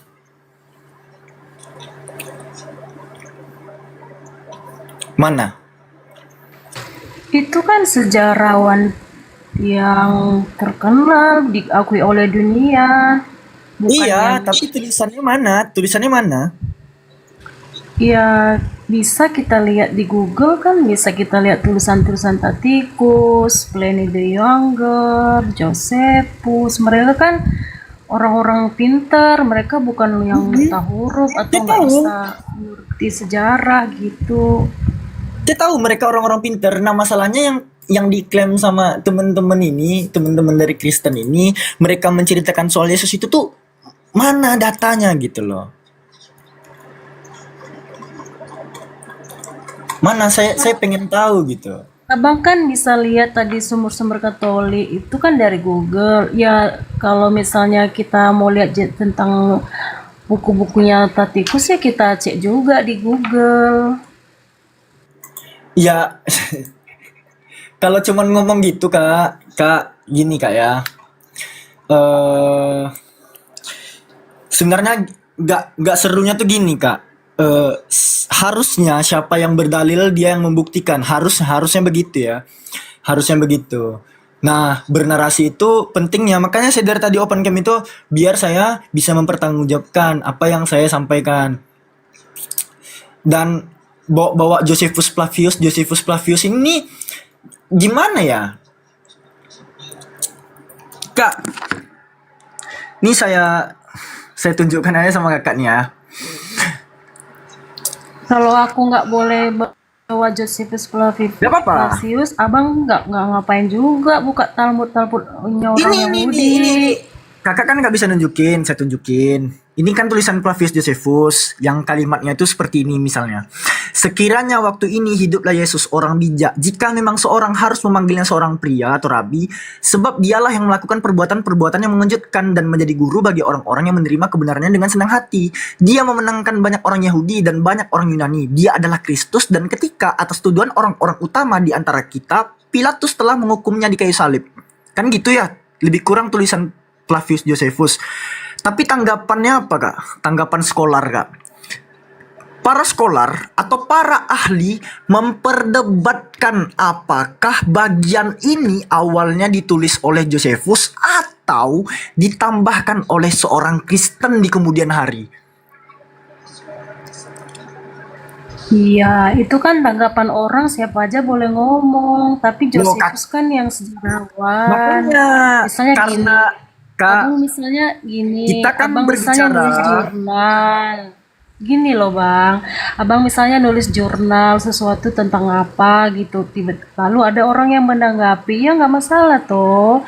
Tapi kebenarannya bahwasanya abang meneliti sesuatu yang benar, demikian juga Josephus. Kalau misalnya ada yang menanggapi bahwa itu tidak benar, ya itu ya Gini, tidak Kak. menjadi rujukan bahwa Josephus salah. Kalian bisa saja mengklaim ini memang tulisan Josephus Flavius, Kak. Tapi skolar itu, Kak, skolar itu adalah makhluk paling netral di atas muka bumi. Apalagi jika mereka itu ateis tuh, Kak. Nah, skolar ya, para ahli itu memang mengkritisi, Kak, tulisannya. Karena kenapa? Penceritaan tentang Kristus itu hanya satu kalimat doang di dalam berjilid-jilid buku yang telah dituliskan. Itu pertama.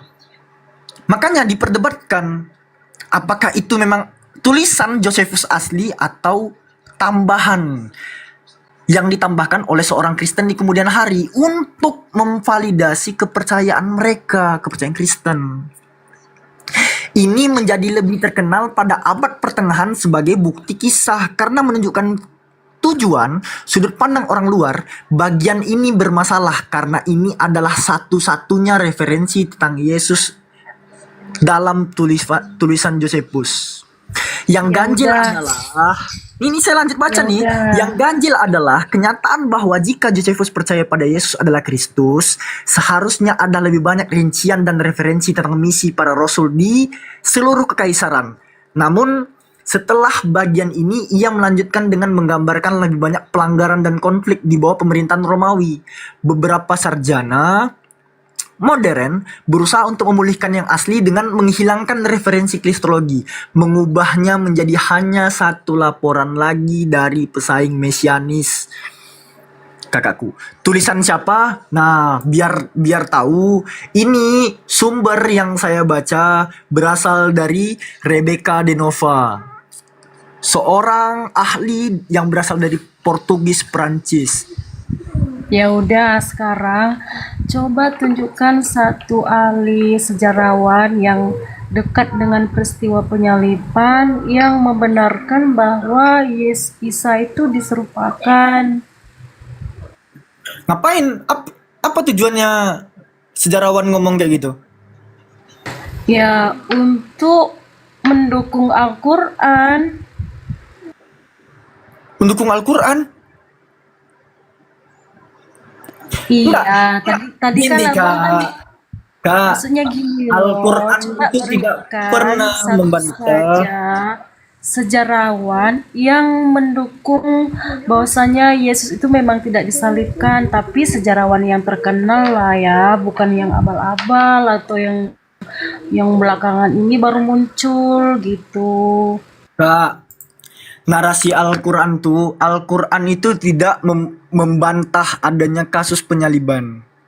Kasus penyaliban ada, tokoh yang disalib itu baru dikritisi. Apa dikatakan Al-Quran? Kan jelas, wa qaulihim inna qatalnal masiha Isa bin Maryam Rasulullah, ya. Dan terkutuklah karena ucapan mereka itu, sesungguhnya kami telah membunuh putra Maryam.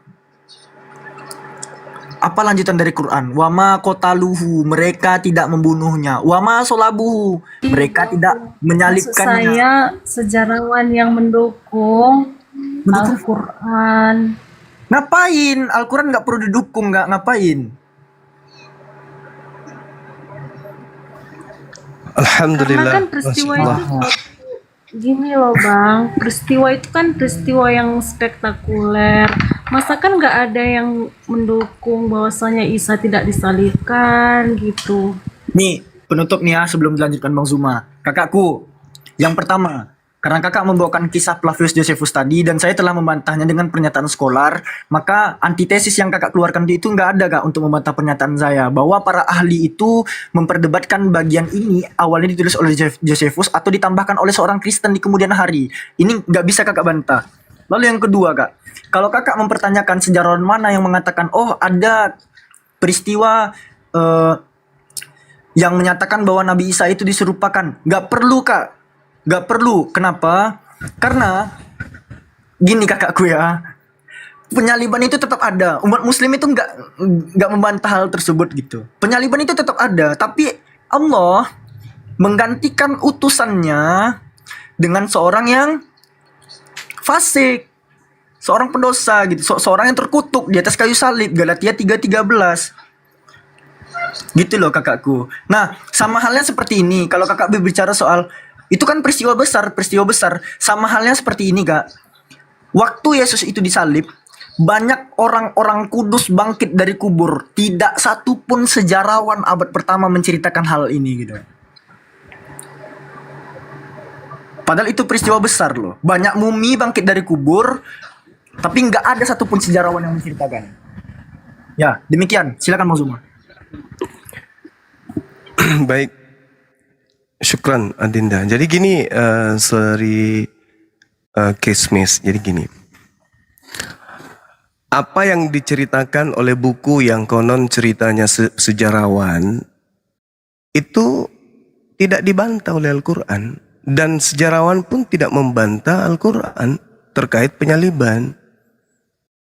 Al-Quran hanya menganulir Nabi Isa alaihi salam, mensucikan Nabi Isa.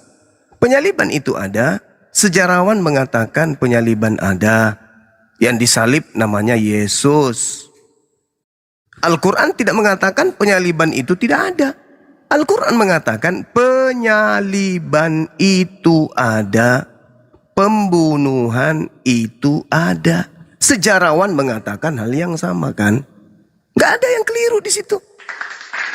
Hanya saja Al-Quran mengatakan yang disalib bukan manusia suci. Yang disalib, yang mati itu adalah manusia yang dikutuk. Manusia yang dihinakan oleh pencipta langit dan bumi. Nah, ini yang harus dibantah oleh Kristen. Ini yang harus dibantah oleh saudara-saudara kami Kristen. Yang dibantah Bible. Maka muncul pertanyaan, apa salib ini menurut kaidah Torah? Apa salib ini menurut kaidah Tuhan? Apa salib ini menurut orang Yahudi? Menurut Tuhan, salib ini adalah hukuman bagi orang yang melakukan dosa besar. Yesus bisa nggak masuk di situ? Nggak bisa. Satu poin untuk Al-Quran. Menurut Yahudi, yang dihukum ini orang benar atau orang yang bersalah? Orang bersalah. Adakah kesalahan Nabi Isa? Adakah kesalahan Yesus? Tidak ada. 2 poin kebenaran untuk Al-Quran. Yang ketiga, menurut Torah, yang dihukum itu adalah orang yang dikutuk oleh Elohim. Pertanyaannya, apakah Yesus dikutuk oleh Elohim? Jawabannya tidak. 3 poin kebenaran untuk Al-Quranul Karim. Lalu kalau 3 poin kebenaran ini dibantah, saudariku, boleh dong kami cicipi sedikit doktrin dan dogma dari gereja. Apa hal yang menyebabkan orang suci, orang mulia, orang yang tidak dikutuk, orang yang kemudian dimuliakan oleh Tuhan, dikasihi oleh Tuhan sebagai jalan kebenaran manusia Yahudi untuk kembali kepada Tuhan, malah mati dikutuk di atas pohon, di atas salib? Apa dasar pijakannya? Apa yang bisa menjadi pembenaran? Ini yang kami rindu. Pingin masuk sedikit mencicipi doktrin itu. Tetapi kalau dari segi iman, Islam menolak. Dari segi Elohim, Elohim menolak. Dari segi Torah, Torah menolak. Dari segi Yahudi, Yahudi menolak. Dalam perspektif hukum kutuk atau hukum salib itu sendiri. Lalu apa yang bisa membenarkan penyaliban itu terjadi kepada orang yang suci? Doktrin dogma. Iya, silakan Anda uraikan. Tadi ada Al-Quran tidak menolak ada proses penyaliban. Nah, berartinya di situ Ya. kan memang ada tentara Romawi, ada orang-orang Yahudi, ya kan? Iya. Nah, Terus? pertanyaan saya gini, proses Isa ini diserupakan bagaimana? Apakah dia terangkat, nggak ada yang lihat, atau ada yang lihat?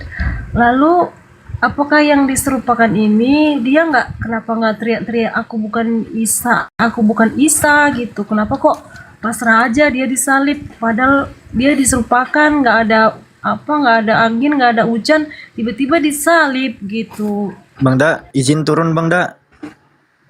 Boleh ya, Dinda. Makasih, syukran. Ibadah dulu ya. Jadi gini, baik. Ya, Assalamualaikum. barakallahu fikum. Jadi gini, waalaikumsalam warahmatullahi wabarakatuh. Jadi begini saudara, Al-Quran dituliskan, diwahyukan tidak bersamaan dengan keadaan penyaliban. Al-Quran datang itu utuh untuk membantah iman kalian. Jadi Al-Quran datang menceritakan keadaan yang terjadi, yang terselubung, yang tidak diketahui oleh manusia, diungkap oleh Al-Quran. Nabi Isa alaihissalam datang kepada Bani Israel. Innallaha rabbi wa rabbukum fa'budu. Hadza siratum mustaqim. Sesungguhnya Allah adalah Tuhanku dan Tuhanmu. Karena itu sembahlah Allah. Inilah jalan yang lurus. Falamma ahassa Isa minhumul kufra qala man ansari ilallah. Qala al-hawariyun nahnu ansarullah. Di antara mereka ketika orang-orang Yahudi melakukan pembangkangan, keingkaran kepada Nabi Muhammad, kepada Nabi Isa alaihissalam. Kemudian Nabi Isa bertanya kepada mereka, siapa di antara kalian akan menjadi pengikutku? Para pengikutnya pun mengatakan, nahnu ansarullah, kami akan menjadi pengikutmu. Maka saksikanlah wahai Nabi Isa, washhadu bi anna muslimun, kami ini semua adalah muslim, berserah diri kepada perintah Tuhanmu. Nah, Nabi Isa alaihissalam ketika mengajarkan kemudian ajarannya kepada Bani Israel itu membuat tipu daya. Mereka kemudian membuat tipu muslihat. Mereka melakukan makar. Wallahu khairul makirin. Maka makar mereka itu baru dijawab setelah Nabi Muhammad datang. Artinya bahwa akibat daripada upaya pembunuhan yang ingin dilakukan oleh orang Yahudi menghasilkan sebuah karya yang sangat luar biasa dari pencipta langit dan bumi, yaitu menyelamatkan nabinya. Dan karena mereka adalah orang-orang yang ingkar terhadap kalimat-kalimat Allah, mereka dikutuk, mereka dihinakan. Anda tidak percaya Al-Quran, maka tolong percaya kepada khutbah Petrus. Saya bacakan kepada saudari saya, apa khutbah Petrus? Khutbah Petrus di Kisah Para Rasul 2 nomor 29 sampai nomor 40. Apa kata khutbah Petrus? Petrus ketika berkhutbah, wahai saudara-saudara, kita adalah keturunan, ini simpulnya ya, ini simpulnya, saya tidak baca mendetail, nanti saudari saya yang baca. Saudara-saudara Yahudi, kita ini keturunan Nabi Daud. Dia adalah keturunan Daud, dia adalah seorang nabi, kuburan dia masih ada di tengah-tengah kita. Dia yang telah bernubuat bahwa seorang Mesias akan dibangkitkan. Mesias ini tidak tersentuh oleh kematian. Mesias ini jasadnya tidak mengalami kematian. Mesias ini dia tidak ditinggal di alam kubur. Berarti bukan yang disalib dong. Ada Mesias yang tidak disentuh kematian. Ada Mesias yang jasadnya tidak binasa. Itu ayatnya Kisah gimana para- tadi yang abang bacakan? Kisah Para Rasul 30, 31, 33. Kalau mau bercerita tentang ulasan Petrus tentang nubuah, baca sebelumnya 28, 29. Jadi ini adalah nubuatan kakek kita Daud, kata Petrus. Nabi yang kuburannya masih ada di tengah kita. Yang berkata, Mesias akan dibangkitkan di tengah-tengah Bani Israel. Jasadnya tidak mengalami kematian. Jasadnya tidak ditinggal di alam kubur. Nomor 33-nya. Akan tetapi tangan kanan Bapa Elohim akan mengantarkannya, mengangkatnya ke langit. Ini berarti bukan yang disalib. Kenapa? Karena ini yang Mesias ini jasadnya tidak disentuh kematian, tidak mengalami kebinasaan, dan tidak ditinggal di alam kubur. berarti bukan yang disalib. Makanya di data nomor 36-nya Petrusnya mengatakan apa?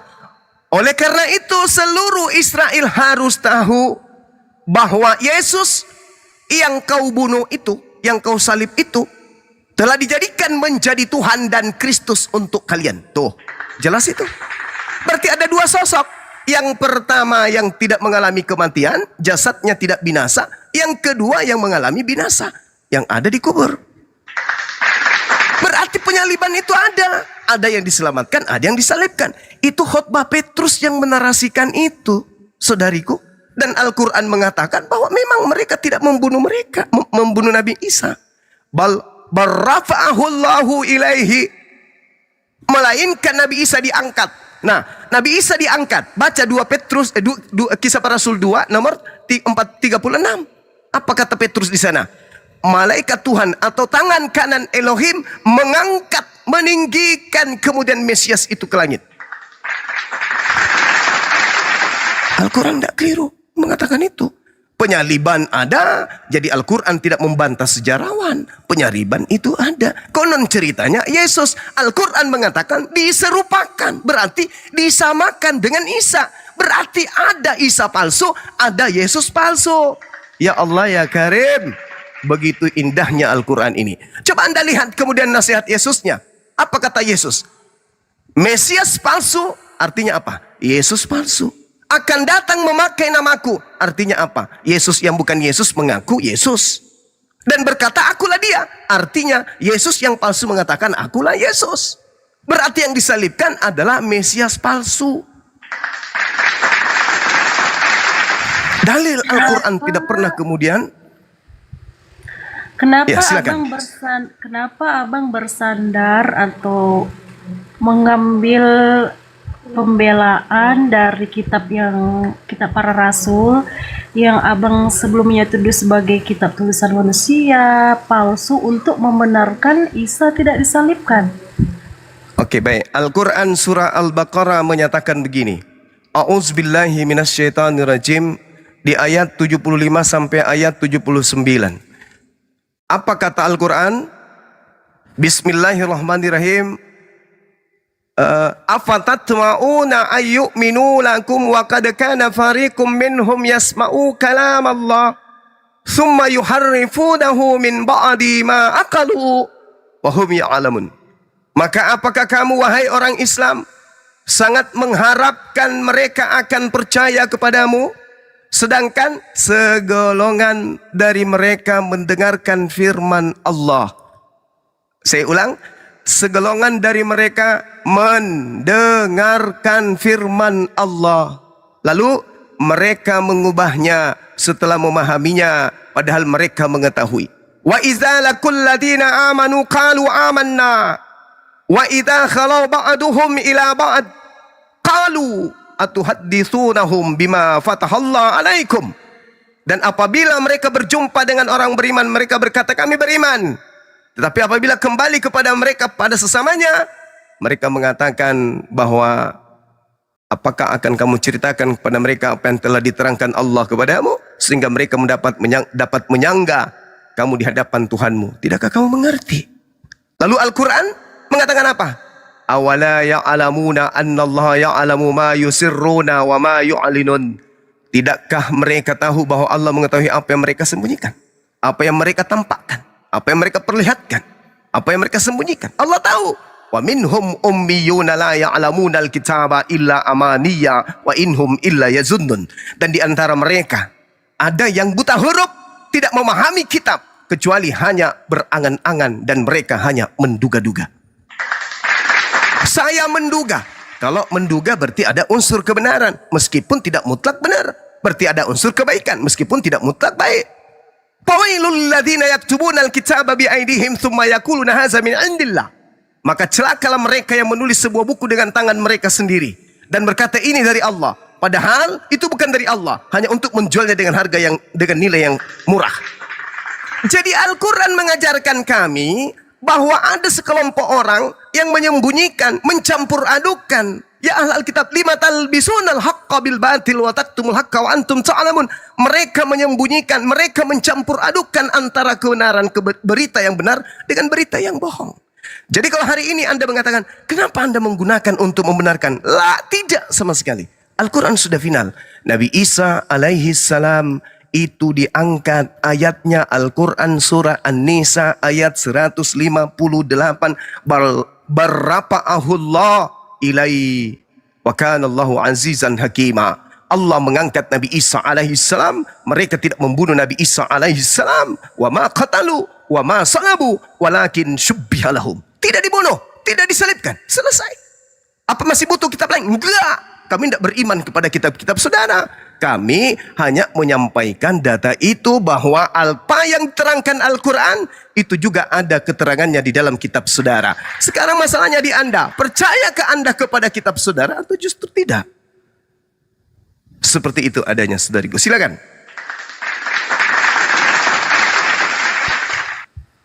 Ya, kalau di Bible kan jelas kronologinya bagaimana, siapa yang mengambil andil dalam penyalipan, di bawah pemerintahan siapa, tahun berapa, di kotanya, tempatnya gitu.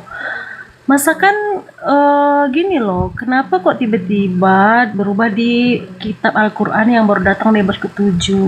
Itu tadi maksud saya begitu. Kalau memang ada peristiwa penyerupaan, masa kan tidak ada seseorang yang melihat, seseorang yang melihat dia diserupakan atau diangkat gitu. Kenapa kok langsung tiba-tiba dia diangkat aja gitu tanpa ada saksi mata begitu? Ya udah deh, kalau memang nggak ada karena abang kan Oke.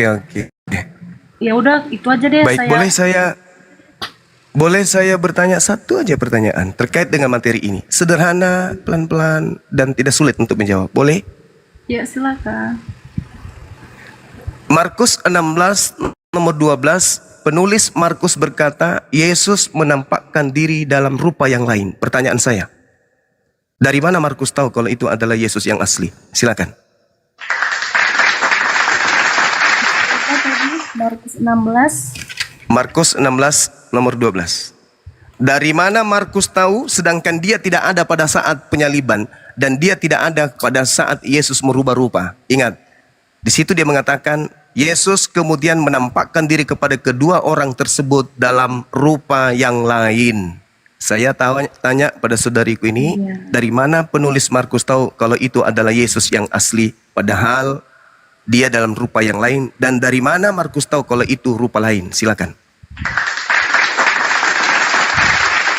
Iya. Karena ada saksi matanya di situ, ada dua orang yang saksi mata di situ kepada dua orang yang Yesus menunjukkan diri kepadanya. Artinya ada dua orang pribadi yang melihat Yesus itu menampakkan diri dari kesaksian mereka. Yang saya tanya saudariku, dari mana Markus tahu kalau yang menampakkan diri itu adalah Yesus yang asli dalam rupa yang lain? Dari kesaksian orang tersebut yang kepadanya Yesus menampakkan diri. Di mana dua orang itu bersaksi kepada Markus? Ya, kan makanya Dan ada siapa dua orang ini?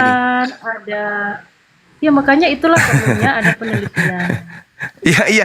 Kalau cuma bernarasi seperti itu, api neraka itu panas dan non-stop dia kekal api neraka itu. Kalau cuma bernarasi seperti itu, ya apa gunanya? Karena ada dua orang saksi di situ.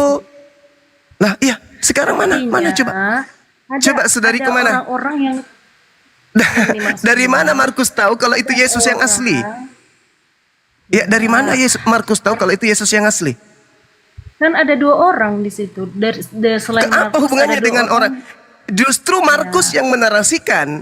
Sesudah itu Yesus menampakkan diri dalam rupa yang lain kepada kedua orang dari mereka. Pertanyaan saya, dari mana Markus tahu kalau itu adalah Yesus? Karena kan Markus merujuk kepada kesaksian orang-orang yang melihat, bukan omong kosong atau Iya, dari mana Markus tahu? Saudari, dari mana Markus tahu kalau itu adalah Yesus asli? Dari kesaksian dua orang itu. Mana kesaksian dua orang itu? Mana? Sedangkan yang menyatakan ini adalah cerita, bukan sedang menuliskan kesaksian. Mana dua orang itu bersaksi bahwa itu adalah Yesus? Ya. Setelah Yesus bangkit pagi-pagi pada hari pertama minggu itu, ia mula-mula mendapatkan dirinya kepada Maria Magdalena. Ada namanya toh. Ya, Namanya dari Maria mana Magdalena. penulis tahu kalau itu Yesus asli? Ya dari Maria Magdalena. Dari mana Maria Magdalena tahu kalau itu adalah Yesus asli? Iya, karena kan sebelumnya Maria Magdalena sudah bertemu dengan Yesus, bergaul Lah di bersama situ dengan Yesus, kalau saudari berjalan bersama-sama. justru saudari kalau Anda membaca Yohanes 20 justru Maria sudah berbicara dengan Yesus tapi Maria tidak mengenalnya. Malah Maria mengatakan, "Apakah engkau melihat mayat Tuhan kami di sini? Apakah kau yang telah mengambilnya?" Padahal dia berbicara dengan oknum tersebut. Berarti Maria tidak kenal siapa orang yang di tempat dibicara itu. Penulis yang melakukan narasi yang mengatakan yang berbicara kepada Maria itulah Yesus itu. Kok beda mukanya? Ya udah, yang menyatakannya ya Allah sendiri, jangan dibantah. Katanya tidak perlu Allah. Katanya butuh saksi. Gimana ini? Ya, kami kan gini, ada saksinya toh, Maria Magdalena. Maria Magdalena ini kan yang sering Maria berjumpa dengan- Magdalena justru tidak kenal, saudariku. Maria Magdalena tidak mengenal siapa yang ditemuinya itu. Dikiranya tukang kebun.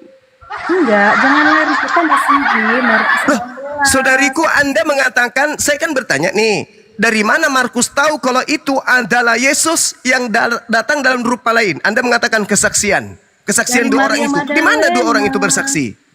Dari Maria Magdalena Maria yang Magdalena diselamatkan Yesus dari Saudariku. rajam. Ketika dia mau Saudari. dirajam, Yesus Oh, menyelamatkan. jauh, Artinya, terlalu jauh di situ, Maria terlalu jauh. Magdalena Coba kita lihat mengenal ya. Yesus. Lalu Maria Coba kita lihat. Magdalena memberikan kesaksian Oh, bicara kepada sendiri dia. Markus bahwasanya dia bertemu Saudari. Yesus. Saudari, di dalam Yohanes 20, Maria datang kemudian pagi-pagi di kubur itu. Maria berdiri, Maria menangis, melihat kuburan itu. Tampaklah olehnya dua orang malaikat berpakaian putih. Seorang duduk di kepala dan seorang lagi di kaki tempat mayat Yesus dibaringkan.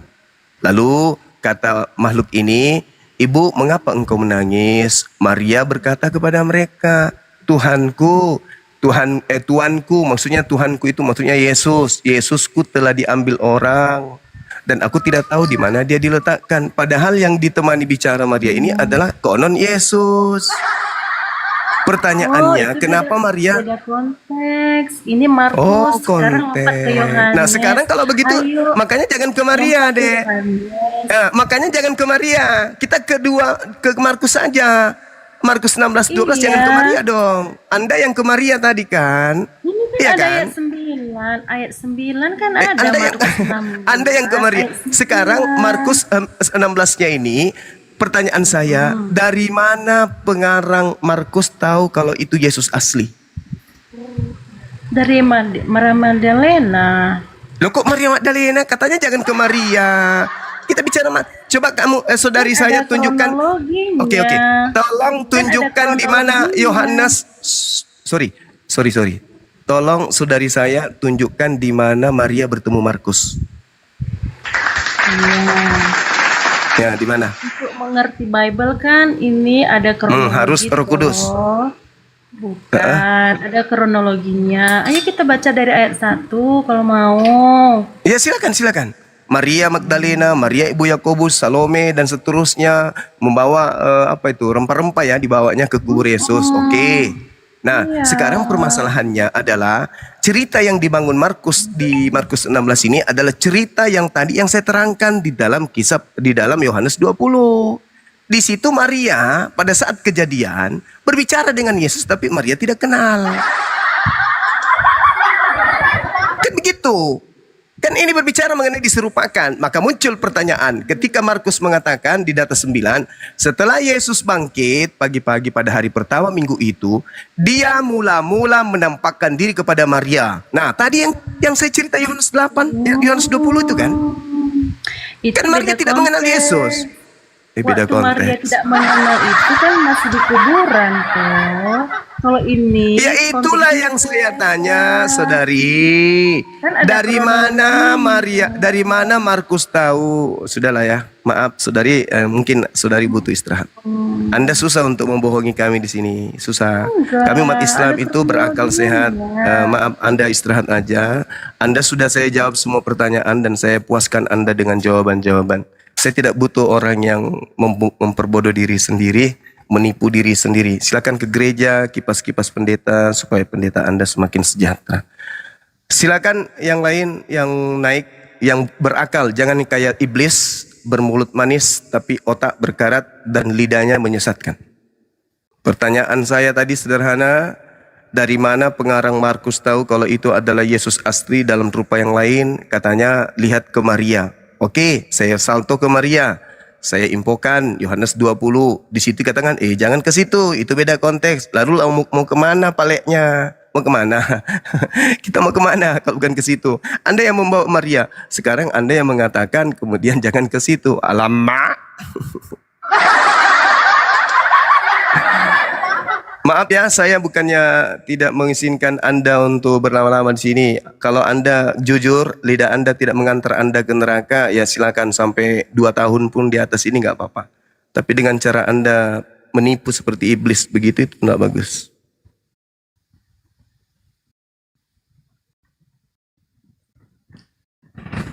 Silakan teman-teman yang lain, yang Kristen yang ingin diskusi tapi Coba jujur. itu jelasin kronologinya gimana. Kok kamu tiba-tiba bilang apakah semuanya itu drama? Drama kamu sama siapa, Sawina?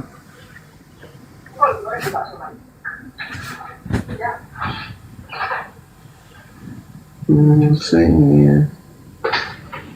Mau tanya-tanya apa Sawin? Jadi katanya ada drama antara Sawin sama si Jul.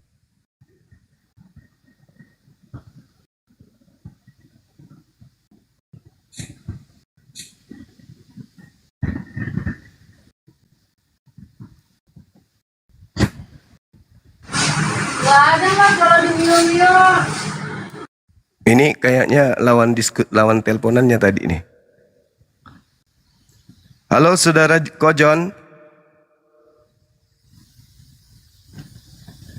Halo. Yang minta permintaan yang non muslim ya teman-teman, biar kita bisa berdiskusi dengan baik. Salam Bang Zuma. Ya, salam Bang. Iya. Saya di sini Gimana, Bang. saudari? Saya tidak di sini Bang. Saya tidak ingin berdebat Bang. Saya dari orang Malaysia nih Bang. Siap. Saya cuma Gimana ingin belajar. saudara? Saya ingin belajar Bang kepada Bang Zuma karena di sini juga di Malaysia ada juga apologet ini seperti Bang Nanda, Al Hidayah. Situ kawan-kawan saya itu banyak yang sudah mualaf tuh masuk Islam. Jadi saya juga ingin belajar lah begitu kepada Bang Zuma. Ini kesempatan saya ini Bang Zuma. Saudara dari sekte apa? Kalau di sini saya dari sekte Katolik Bang. Katolik, tapi orang Malaysia asli atau Indonesia? Ya, orang Malaysia asli nih. Orang Malaysia asli ya, syukurlah. Artinya kalau orang Malaysia itu kan punya IQ tinggi, mereka cerdas-cerdas orang-orang Malaysia itu. Orang Melayu itu pintar-pintar. Iya. Jadi Bang, ya silakan. Yang Silakan saya bertanya. Iya, silakan. Yang saya pertanyakan Bang, mengenai penyalipan Yesus Bang. Ya. Penyalipan Tuhan Yesus. Jadi kalau saya membaca di Bible saya Bang, di dalam 1 Korintus 5 ayat yang ke-7, di situ Bang dikatakan buanglah ragi yang lama itu supaya kamu menjadi adonan yang baru sebab kamu memang tak beragi sebab anak domba Paskah kita juga telah disembelih. Jadi Bang ini aneh nih Bang. Iya. Jadi gini Bang, kalau saya mendengarkan itu seperti di gereja penyampaian pendeta itu saya rasa masuk logika tapi tidak masuk akal Bang ya. Serius, jujur Bang, jujur. Bukankah kata mereka itu, kata di orang itu, Yesus itu bukan disembelih kan gitu. Dia ditombak kan, disalibkan gitu. Untuk menebus dosa gitu kan. Jadi ini Bang, ini saya ingin bertanya sedikit kepada Bang tentang penjelasan ini Bang. Jadi gini, saudara. Saya ketika membahas tentang penyaliban itu, saya sederhanakan materinya supaya orang itu bisa paham. Iya, iya, iya. Jadi salib ini kan hukum yang berlaku bagi Bani Israel. Dan cakupannya ada di dalam Torah. Paulus juga cakupan salib mengutip Torah. Seperti di Galatia, sebab ada tertulis. Nah, tertulisnya di Torah. Dalam hal ini kitab Ulangan 21, 22 sampai 23. Artinya, salib menurut Al-Quran adalah hukuman untuk menghinakan seseorang. Sedangkan menurut Bible, dalam hal ini kitabnya orang Yahudi, itu juga sama, untuk menghinakan seseorang. Menurut Paulus, hukum salib itu adalah untuk menghinakan seseorang, yaitu dengan jalan kutuk. Jadi kalau saudara Kristen beriman, yang disalib ini adalah orang suci, yang mereka sebut Yesus Kristus, ya enggak nyambung. Karena salib sama dengan hukuman manusia yang dikutuk, yang dihinakan oleh Tuhan, Elohim. Apakah Yesus adalah sosok yang dihinakan? Sosok yang dikutuk? Kristen bisa menjawab. Kalau Kristen mengatakan tidak, berarti Yesus tidak disalib. Kalau Kristen mengatakan iya, dia adalah Yesus, berarti Yesus adalah orang yang dikutuk. Mundur kena, maju kena. Nah, kalau kami Islam, yang disalib ini orang yang dikutuk, orang yang dihinakan. Yang disalib ini adalah orang yang membenci Tuhan, membenci utusan Tuhan, dan selalu membuat kerusakan. Maka siapapun dia yang disalib, EGP, derita loh, mati loh sana. Tapi kalau di Kristen, serba salah. Jelas-jelas kedudukan salib adalah hukuman bagi orang yang dikutuk oleh Tuhan. Dan itu adalah hukuman hinaan. Tetapi dipaksakan kudu orang yang suci yang duduk di situ. Bahkan Tuhannya sendiri. Tuhannya Kristen diidentikan dengan manusia pelaku dosa besar. Diidentikan dengan manusia yang dikutuk. Diidentikan dengan manusia yang disalib, terhina oleh Tuhan. Jadi bagaimana ini konsep yang sebenarnya nih, saudara Kristen ini? Bahkan kalau kita melihat nih, kasat mata kita baca di Bible, orang yang disalib ini berhasil disalibkan karena upaya iblis. Ikut serta di dalam mengambil bagian. Contoh, iblis merasuki Yudas. Hasilnya Yudas berkhianat. Kenapa berkhianat? Karena kerasukan iblis. Imam kepala mahkamah agama kemudian melakukan kesaksian palsu. Mereka melakukan tipu muslihat. Mereka kerasukan setan. Kenapa? Coba kita lihat dalam Matius 27 nomor 18. Pilatus mengatakan mereka menyerahkan Yesus karena dengki. Dengki itu kan penyakit iblis. Orang dengki karena ada bisikan setan. Berarti imam kepala mahkamah agama, bahkan seluruh yang terlibat terhadap penyaliban itu dalam pengaruh setan. Nah, kalau mereka berhasil membunuh Yesus, berarti setan berhasil membunuh Yesus. Berarti iblisnya menang. Ya, di mana tuh Bang Zuma? Di mana ayatnya itu Bang Zuma? Yang mana tuh? Yang barusan Bang Zuma sebutkan. Imam kepala mahkamah agama melakukan kesaksian palsu. Markus 14 misalnya. Coba Anda lihat di Markus 14. Nomor iya. Nomor berapa, Bang? Markus 26. Markus 26 nomor 59. Coba Anda lihat di situ. Markus 26, Iya. Kemudian Markus 14 nomor 1. Matius 26 nomor 59. 59. Bentar ya Bang Zuma ya. Silakan. Silakan. Matius 26 nomor 59. imam-imam kepala malah seluruh mahkamah agama mencari kesaksian palsu terhadap Yesus. tuh. Supaya ia dapat dihukum mati. Kok bisa Oke. begitu? Markus. Nah, itu dia. Ya, Kenapa bukan nubuatan? Kan orang Kristen kan selalu bilang gini. Yesus mati disalib karena nubuat. Lah, kalau nubuat kenapa imam-imam kepala para ahli kitab Torah itu justru melakukan tipu muslihat?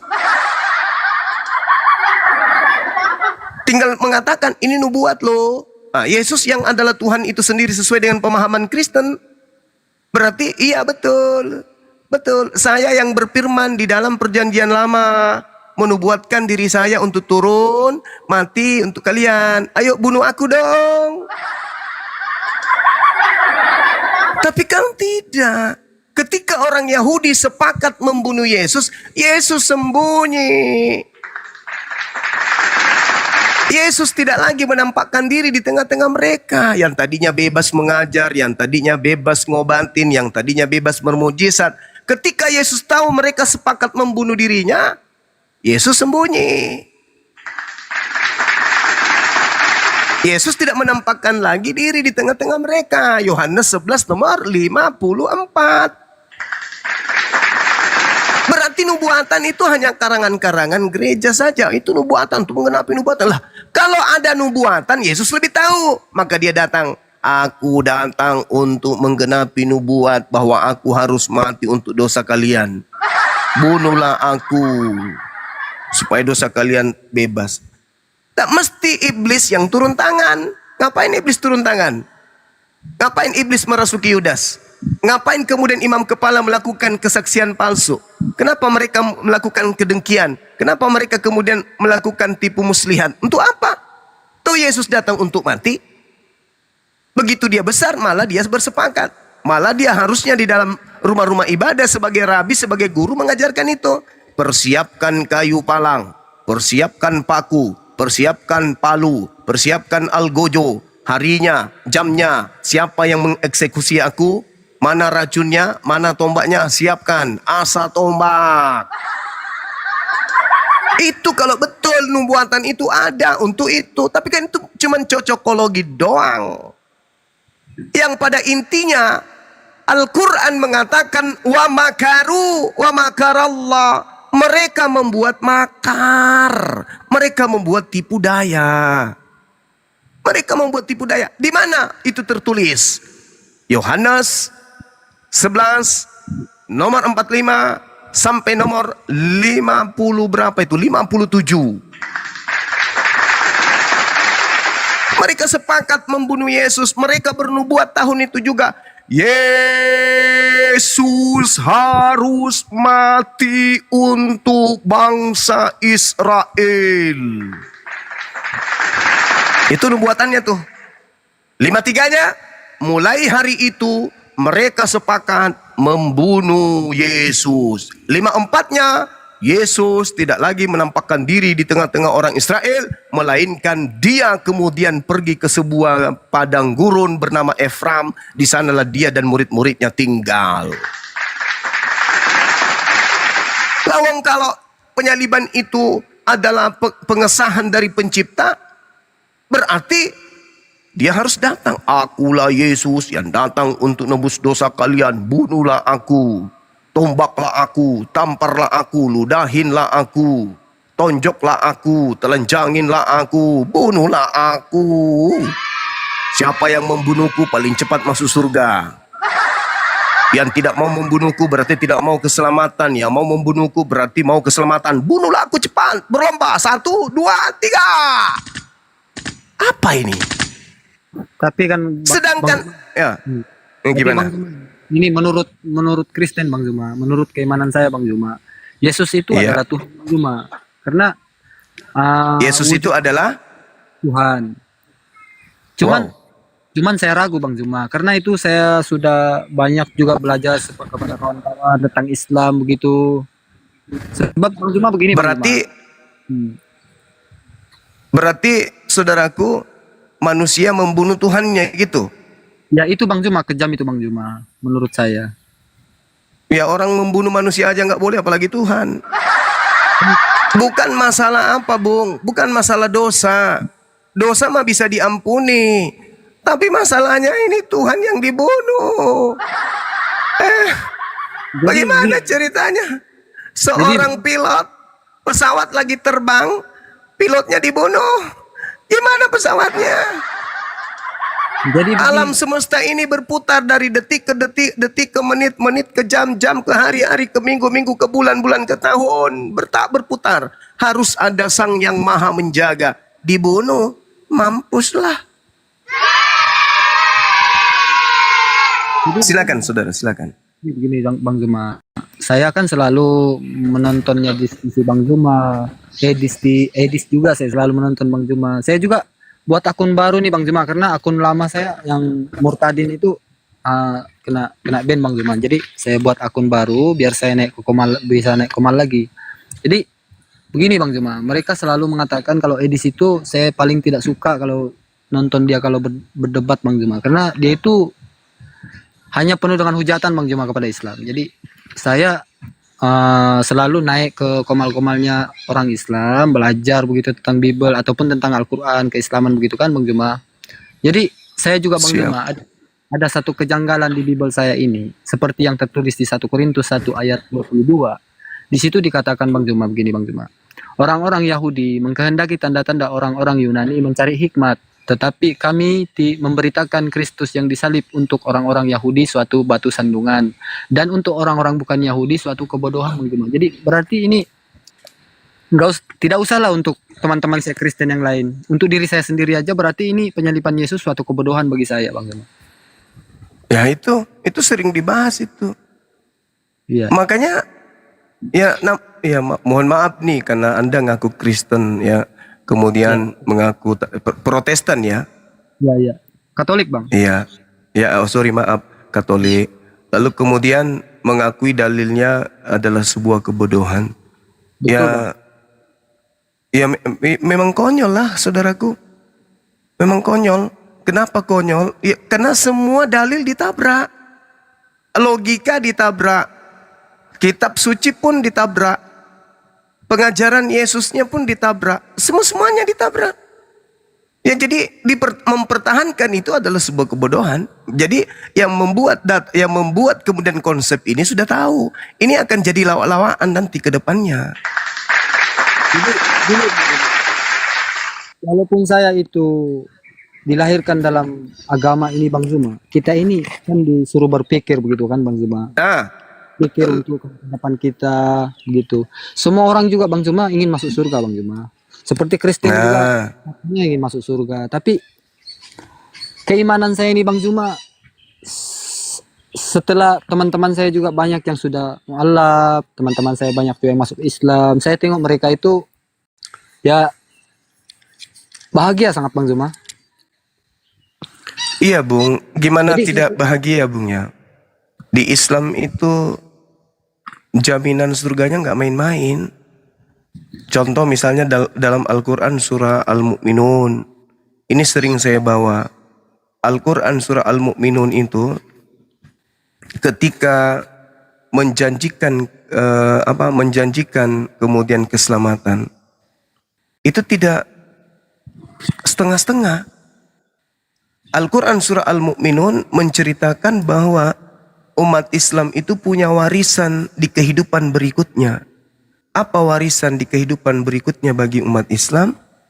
Surga Firdaus. Alladzina yarithunal firdaus hum fiha khalidun. Orang Islam akan mewarisi surga Firdaus. Mereka kekal di dalamnya. Itu Al-Quran surah Al-Mu'minun ayat 10. Bagaimana umat Islam tidak tenang? Cobalah Anda bayangkan saudara. Coba Anda bayangkan. Umat Islam ketika ke rumah ibadah mereka, di sana itu tidak ada objek Tuhan. Di sana tidak ada karikatur Tuhan atau miniatur Tuhan, nggak ada. Oh ini Tuhan dibentuk dalam bentuk gambar atau dibentuk dalam rupa apapun. Nggak ada dalam masjid. Masjid itu cuma ada mimbar dan dinding. Kami datang bersungut-sungut entah malam, entah subuh, entah siang. Allahu Akbar. Wahai engkau yang maha besar. Ya, otomatis yang maha besar merasa. Siapa dia? Ya pencipta kita ini. Tapi kalau kalian ke gereja memanggil Yesus, coba suruh Yesus sekarang hidup di zaman ini.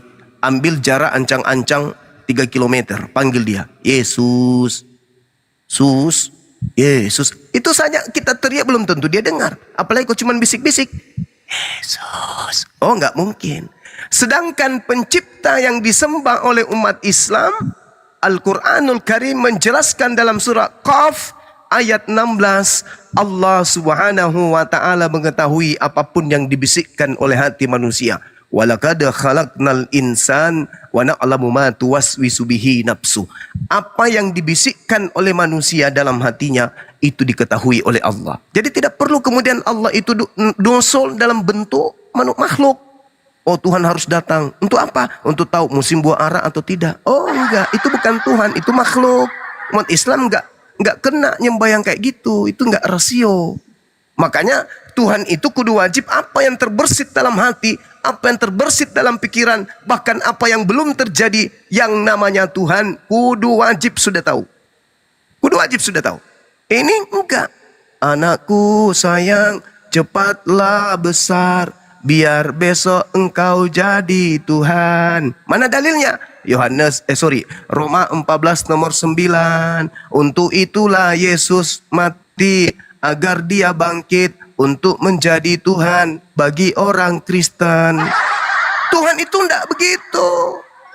Nah ini cacat logika. Kalau pakai logika. Tapi kita hargai saudara Kristen ini kan tidak berlogika di dalam beragama. Mereka hanya mengedepankan doktrin dan dogma atau iman. Begitu saudara. Lanjut. Jadi sebenarnya Bang Juma saya berminat untuk belajar Islam Bang Juma, cuman itu belum terbuka lah hati untuk apa? Masih berpikir gitu. Oke, baik. Saya memberikan sedikit materi Islam, Bung, sederhana. Ya, silakan Bang. Tidak perlu muluk-muluk kalau di Islam itu. Cukup mengakui kita manusia. Kita bukan binatang. Kita manusia berakal yang diberi Allah keistimewaan. Hanya ada 2 di atas muka bumi ini. Yang pertama yang disebut Khalik. Khalik ini Rabbus samawati wal ard, pencipta kita. Dialah entitas tunggal yang absolut. Dia disebut Khalik, pencipta. Di ufuk yang berbeda ada yang disebut makhluk. Jadi Khalik, makhluk. Khalik itu ahad. Khalik itu absolut tunggal. Tidak bisa terbilang, tidak bisa dibagi, tidak bisa kemudian tambah kali atau dan seterusnya, nggak bisa. Dia sang Khalik itu ahad, maha ahad. Nah, di ufuk yang berbeda, di sisi yang berlainan ada yang disebut makhluk. Itulah manusia. Manusia ini tidak bisa mengenal Tuhan selain Tuhan menitipkan kemudian 2 cahaya kepada diri manusia. Ya, saya dan saudara saya si janji manis ini. Apa yang Tuhan titipkan kepada kita sebagai insan untuk mengenal Tuhan? Yang pertama adalah ruh. Yang kedua adalah akal. Kalau Anda sudah sampai kepada 2 hakikat cahaya ini, cahaya akal, cahaya ruh, maka Anda akan mengenal Tuhan, saudara. Ini yang Tuhan titip. Hei manusia, aku ciptakan kau. Memang kau tidak bisa melihatku, tapi kau bisa kemudian menerawang keberadaanku. Dengan cara apa? Aku titipkan kemudian sinyal keberadaanku kepadamu. Apa itu? Nih, 1, aku kasih roh. 2, akal. Dengan 2 alat bantu inilah manusia bisa kembali kepada Tuhannya. Maka dalam kaidah Islam, setelah manusia itu berakal, Anda dan saya berakal. Kita berakal nih. Anda punya iman, saya pun punya iman. Anda mengatakan iman Anda yang paling benar, saya mengatakan iman saya yang paling benar. Lalu siapa yang benar? Dua-duanya mengklaim benar. Yang benar adalah iman yang berlandaskan terhadap asas-asas logika alias akal. Oleh orang lain, oleh semua orang, oleh semua agama, oleh semua kepercayaan, boleh sah-sah saja mengklaim agamanya benar, sah-sah saja mengklaim kepercayaannya itu yang paling benar. Bisa jadi mereka mengakui kepercayaan mereka adalah yang hak, agamanya lah yang paling benar. Tetapi tolak ukurnya kembali kepada akal. Kalau cuma hanya membuahkan benar, agamaku paten, kami punya juru selamat, kami sudah anak-anak Tuhan, kami sudah anak-anak janji, anak-anak yang mewarisi surga. Itu kan cuma omong-omong doang. Pada ujungnya nanti mati. Dan di situ baru kita buktikan. Dan untuk membuktikan sinyalemen benar tidaknya, selamat tidaknya orang, akal. Dan akal tentu dibarengi oleh manual buku manual, yaitu kitab suci. Maka Al-Quran pasang badan. Wahai manusia, Kul huwallahu ahad, yang maha kuasa, yang maha pencipta itu ahad, bukan dua apalagi tiga. Allahus samad, yang pencipta itu, yang disebut Tuhan itu tempat bergantungnya segala sesuatu, bukan yang digantung manusia, tetapi manusia yang bergantung kepada dia, bukan kemudian dia yang bergantung kepada Tuhan. Nah, pencipta langit dan bumi yang disembah oleh umat Islam itu ahad. Yang ahad ini yang disembah oleh umat Islam tempat bergantungnya segala sesuatu. Dan hakikat yang disembah oleh umat Islam itu tidak bersilsilah, tidak beranak, tidak diperanakkan. Lam yalid walam yulad. Dan umat Islam harus ikhlas mengakui itu. Jangan merasa kurang. Wah, tetangga saya Tuhannya 3, mati 1, mereka masih menang punya Tuhan cadangan 2. Kalau umat Islam Tuhannya cuma 1, harus berhati-hati, cuma 1, Tuhannya jangan sampai sakit. Kalau mereka Tuhannya dibunuh, ditombak, nggak apa-apa, mati sampai ratusan kali pun nggak apa-apa. Kenapa? Ada Tuhan senior. Islam tidak. Islam itu ikhlas, Tuhannya 1. Mau orang mengatakan berlomba-lomba Tuhan kami banyak loh. Ada yang pendek, ada yang tinggi, ada yang gendut, ada yang besar, ada yang keribo, ada yang melotot matanya. Enggak peduli. Tuhan kami, la ilaha illa ana, kata Allah. Akulah Tuhan, tidak ada Tuhan selain aku. Jadi Tuhan kami tak perlu beranak, tidak perlu punya anak, tidak perlu punya tante, tidak punya opung, tidak punya sepupu. Kayak Yohanes punya sepupu, Tuhannya Kristen, namanya Yesus. Tuhan kami nggak perlu punya sepupu. Tuhannya Kristen punya tante, namanya Elizabeth. Bahkan punya opung, punya tulang, namanya Daud. Kami punya Tuhan tidak butuh itu semua. Lam yalida walam yulada. Tuhan kami tidak beranak dan tidak diperanakkan. Walam yakullahu kufuwan ahada. Dan kami ikhlas, sehebat apapun sosok di atas muka bumi ini, membangkitkan orang mati, membuat apapun itu, kami tidak iri, kami tidak cemburu. Kenapa? Karena itu masih setara dengan makhluk. Tuhan kami, walam yakullahu kufuwan ahada. Tuhan yang kami sembah tidak serupa dengan apapun. Sehebat apapun itu, tidak serupa dengan Tuhan kami. Tuhan kami, laisa kamitslihi syai', tidak serupa dengan apa yang bisa dilihat, apa yang bisa didengar, apa yang bisa dirasakan. Tuhan kami di atas segala-galanya. Itulah Islam dalam hal ini memurnikan akidah semurni-murninya, memiliki ilmu tauhid, mengesahkan Tuhan, di mana Tuhan dan makhluk itu berbeda. Kalau ada sembahan-sembahan yang masih lapar, ada sembahan-sembahan di luar Islam itu masih kena sakit gigi, kena kuram, kemudian dia busung lapar kalau tidak makan berbulan-bulan, maka itu bukan Tuhan bagi kami, itu Tuhan bagi saudara Kristen, tapi itu bukan Tuhan bagi kami. Level Tuhan kami sangat tinggi, maha suci, lepas dari segala kehinaan, lepas dari segala kebatilan. Sedangkan Tuhannya saudara kami Kristen, ya, sosok yang dikutuk mati tergantung di atas salib oleh tentara Romawi. Saya kira begitu saudara. Silakan. Kalau ada yang ingin dilanjutkan atau ingin pamit juga boleh. Silakan. Iya Bang Zuma, iya Bang Zuma. Jadi begini Bang Zuma. Saya juga selalu ketampar dengan pertanyaan-pertanyaan teman-teman saya Muslim juga ya Bang Zuma. Dan dengarinnya juga ya teman-teman seiman saya. Ada yang mereka mengatakan bahwa Kristen itu bukan agama, tapi menurut saya Bang Zuma, Kristen ini agama. Sebab ini kalau bukan agama, kita tidak akan mengakui sebagai Kristen dan merujuk kepada keimanan kita masing-masing, kan, betul kan Bang Zuma? Betul, betul. Kristen itu agama, betul. Jadi Bang Zuma begini Bang Zuma. Yang selalu menampar saya pertanyaan dengan teman-teman saudara saya Muslim juga. Ya, dengarin ya teman-teman seiman saya. di dalam Islam itu saya membaca Bang Juma, belajar Bang Juma Al-Quran, Bang Juma itu di dalam surah Al-Maidah itu Bang Juma agamanya diridhoi sama Tuhannya Bang Juma. Jadi Iya. kalau saya merujuk lagi kepada Bible di dalam Matius 7 ayat 22 sampai 23 di situ Bang Juma, Kristen itu dihalau sama Yesus Bang Juma. Jadi kalau betul agama ini agama yang sempurna pasti diridhoi sama Tuhannya Bang Juma. Bagaimana pendapat Bang Juma? Saya juga Iya, butuh belajar. betul. Benar sekali. Yesus itu juru selamat. Yesus gelarnya Sang Juru Selamat. Yesus titik dua juru selamat. Juru selamat itu adalah arti dari Islam. Yohanes 14:16, Yohanes 14:26. Yesus menitipkan damai sejahtera. Damai sejahtera itu Islam. Shalom itu Islam. Shalom, ya Raja Damai. Raja Damai itu adalah yang menenteramkan hati. Raja Damai itu yang menenteramkan jiwa. Astaghfirullah. Itu menenangkan jiwa. Subhanallah. Alhamdulillah. Wala ilaha illallah. Allahu Akbar. Subhanallah.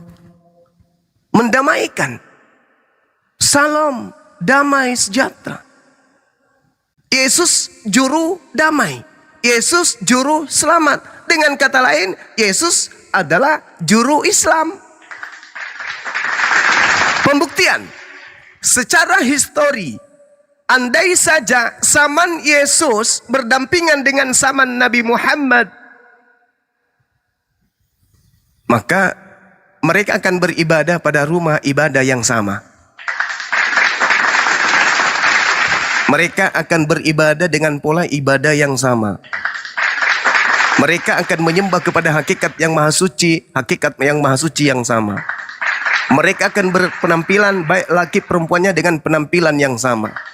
Mereka ibadah di tempat yang miqdas, yang suci, yang di dalamnya tidak ada pemakan babi, tidak ada orang yang pelihara kulub, tidak ada orang yang pakai sendal masuk ke dalamnya, tidak ada orang menyembah kepada manusia, tidak ada orang yang makan babi, anjing dan seterusnya. Yesus dan Nabi Muhammad akan beribadah pada rumah ibadah yang sama dan menyembah kepada hakikat yang sama. Sebaliknya, ketika Kristen sejaman dengan Yesus, Yesusnya ke bait suci, Yesusnya ke sinagoge, Yesusnya ke miqdas, sebelum masuk ke sana mandi junub, mandi tahir, sebelum masuk ke sana membasuh kaki, membasuh muka, membasuh tangan, sebelum masuk ke sana kemudian Yesusnya disunat, sebelum dia ke sana beliau bersiwak dan seterusnya. Kristen larinya ke gereja, tempat berkumpulnya pemakan babi, pemakan asu, tempat berkumpulnya orang yang tidak bersunat, tempat berkumpulnya orang yang tidak mengenal mandi tahir, mandi junub, tempat berkumpulnya orang yang tidak mengenal membasuh tangan, membasuh kaki, membasuh wajah, tempat berkumpulnya orang yang kemudian dikutuk. Karena kenapa? Yesaya 66 nomor 15 sampai nomor 18, Tuhan akan datang membakar semua pemakan babi. Maka nampak timpang antara Yesus yang meneriakkan Ya Rabb, Ya Tuhan, Shema Israel, Adonai Eloheinu, Adonai Ahad, Qul huwallahu ahad. Begitu di Kristen, ada 3 yang bersaksi di surga, Bapa, Anak dan Roh. Ada 3 yang bersaksi di surga, Bapa, Firman, dan Roh Kudus. Datang Yesus, Shema Israel,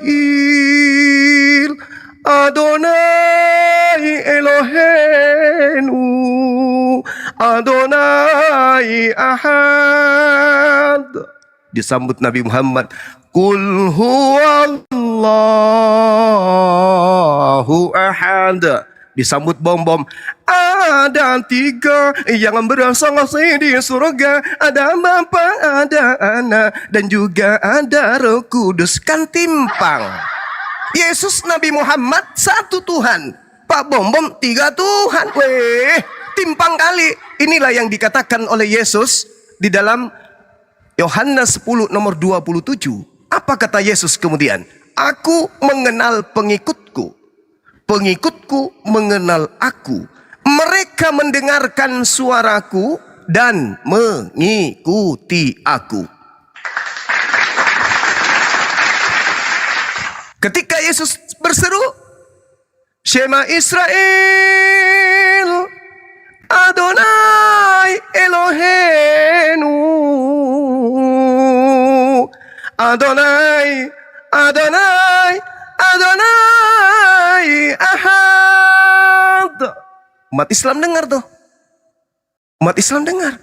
Ada seruan untuk menyembah kepada pencipta langit dan bumi yang ada. Umat Islam kemudian berbondong-bondong berbaris di belakang Yesus. Kemudian Kristen berbaris di mana? Enggak mungkin ada. Karena kita ada 3. Ada Bapa, ada Anak, ada burung merpati, ada 3. Enggak nyambung. Maka karena itulah saudaraku, hadiah yang paling baik ketika kita berbicara tentang apa yang Anda narasikan barusan, betul. Islam diakui oleh Al-Quran. Islam diakui oleh Allah, Tuhan yang mewahyukan Al-Quran. Islam diakui oleh Nabi Muhammad sebagai pembawa dinul Islam. Karisteng tidak diakui oleh Elohim. Karisteng tidak diakui oleh Bible. Karisteng tidak diakui oleh Yesus. Maaf sekali-kali. Maaf sekali-kali. Di dalam Kisah Para Rasul 24 nomor 5, saya sendiri kadang sedih membaca itu. Orang-orang Yahudi teriak. Apa kata orang Yahudi? Telah nyata kepada kami Bani Israel bahwa orang ini namanya Paulus. Dia adalah orang yang kena penyakit sampar. Dia manusia yang menimbulkan kekacauan di antara seluruh orang Yahudi di seluruh dunia yang beradab. Dan dia, Paulus ini adalah manusia tokoh dari sekte agama Karisteng. Sedih kadang saya membaca dalil ini. Karisteng dihujat oleh orang Yahudi. Di mana itu Bang Zuma? Kisah Para Rasul 24 nomor 5. Orang-orang Yahudi teriak, Paulus ini adalah penyakit sampar yang telah menimbulkan kekacauan di antara semua orang Yahudi di seluruh dunia yang beradab. Bayangkan. Tapi saudaraku, Kristen tidak pernah kemudian bisa mau sadar. Dalam bahasa Yunani, statis atau stasis di dalam bahasa Yunani, itu artinya apa? Yang melakukan kemudian pemberontakan, yang melakukan kekacauan, yang menimbulkan huru-hara, yang melakukan sengketa, yang melakukan pertikaian. Paulus yang mengacaukan Bani Israel yang hidup di tengah seluruh dunia. Dan kata Yesus, dan kata orang Yahudi, Paulus inilah Paulus inilah tokoh dari sekte Kristen. Malu saya. Kalau saya sebagai Kristen saya malu. Kenapa? Setiap saya berdebat dengan umat Islam, tidak ada keselamatan dari Yahudi. Oh ya? Tidak ada keselamatan dari Yahudi? Ya. Lalu kenapa orang Yahudi mengatakan Paulus pendiri Kristen itu adalah penyakit sampar? Kenapa pula orang Yahudi mengatakan kalau Paulus itu adalah penyesat yang membuat kekacauan, yang menyesatkan semua orang-orang Yahudi di seluruh dunia? Kalau keselamatan dari orang Yahudi dan Kristen adalah jalan setelahnya, maka dalil ini harus dirubah. Telah nyata kepada kami orang Yahudi, Paulus ini adalah orang yang tidak penyakit sampar. Dialah yang menimbulkan kedamaian di antara seluruh orang Yahudi di seluruh dunia yang beradab. Dan dia adalah sekte dari agama Kristen. Wow, mantap kali kalau begitu. Ini enggak dibilang penyakit sampar, dibilang menimbulkan kekacauan di seluruh orang Yahudi yang hidup di dunia yang beradab. Gimana ceritanya? Habis itu bukan cuman orang Yahudi itu yang kemudian memproklamirkan ini. Iblis pun ikut-ikutan. Dalam Kisah Para Rasul 16, nomor 16, nomor 17, 18. Tapi kan iblis polanya selalu memutarbalikkan keadaan toh. Kalau Tuhan mengatakan jangan kau makan, iblis mengatakan makan. Kalau Tuhan mengatakan ini putih, iblisnya mengatakan hitam. Kalau Tuhan mengatakan hitam, iblisnya mengatakan putih. Kalau iblis mengatakan baik, iblisnya mengatakan jahat. Kalau Tuhan mengatakan jahat, iblisnya mengatakan baik. Nah, kita buktikan. Kisah Para Rasul 16, apa kata iblis di sana? Paulus dan teman-temannya ini adalah utusan yang maha tinggi, yang diutus untuk menyelamatkan kalian. Itu kata iblis. Berarti iblis yang memproklamirkan kalau Paulus ini adalah rasul utusan sang maha tinggi sebagai juru selamat. Kok iblis baik? Kok barusan ada iblis baik? Jangan-jangan sebaliknya. Jangan-jangan sebaliknya. Ini yang bahaya ini. Kalau orang Yahudi mengatakan Paulus itu pembuat kekacauan, penyakit, sampar, iblis justru sebaliknya. Yang mana yang betul? Kalau iblisnya betul, dia adalah juru selamat yang betul.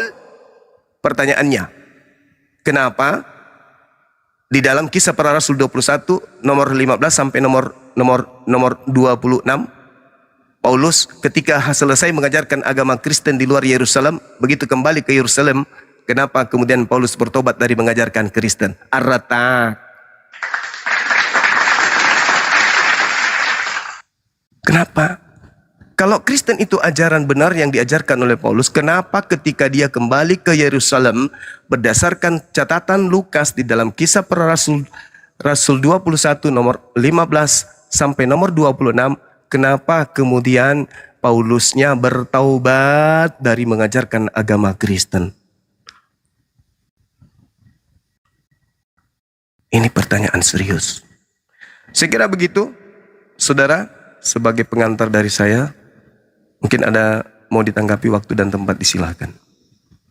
Iya, terima kasih Bang Zuma. Saya juga berterima kasih tentang pencerahannya. Saya juga, ya betul juga Bang Zuma. Seperti yang Bang Zuma tertulis di 1 Korintus 5 ayat yang kelima itu Bang Zuma, itu juga saya membuat. Wow. Kenapa harus disertakan? Iya, kenapa? Itu coba Anda baca. Itu coba Anda baca Bang, di Matius 12 nomor 43 sampai 45. Boleh nggak Anda baca? Di mana Bang? Matius 12 nomor 43 45. Sekarang ini sudah modern, sudah canggih Bang. Kita baca Bible boleh di handphone begitu. Kalau kita baca Bible melalui apa itu kan dilarang sama kita membaca Bible.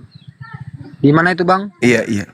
Matius 12 43 sampai 45. 43.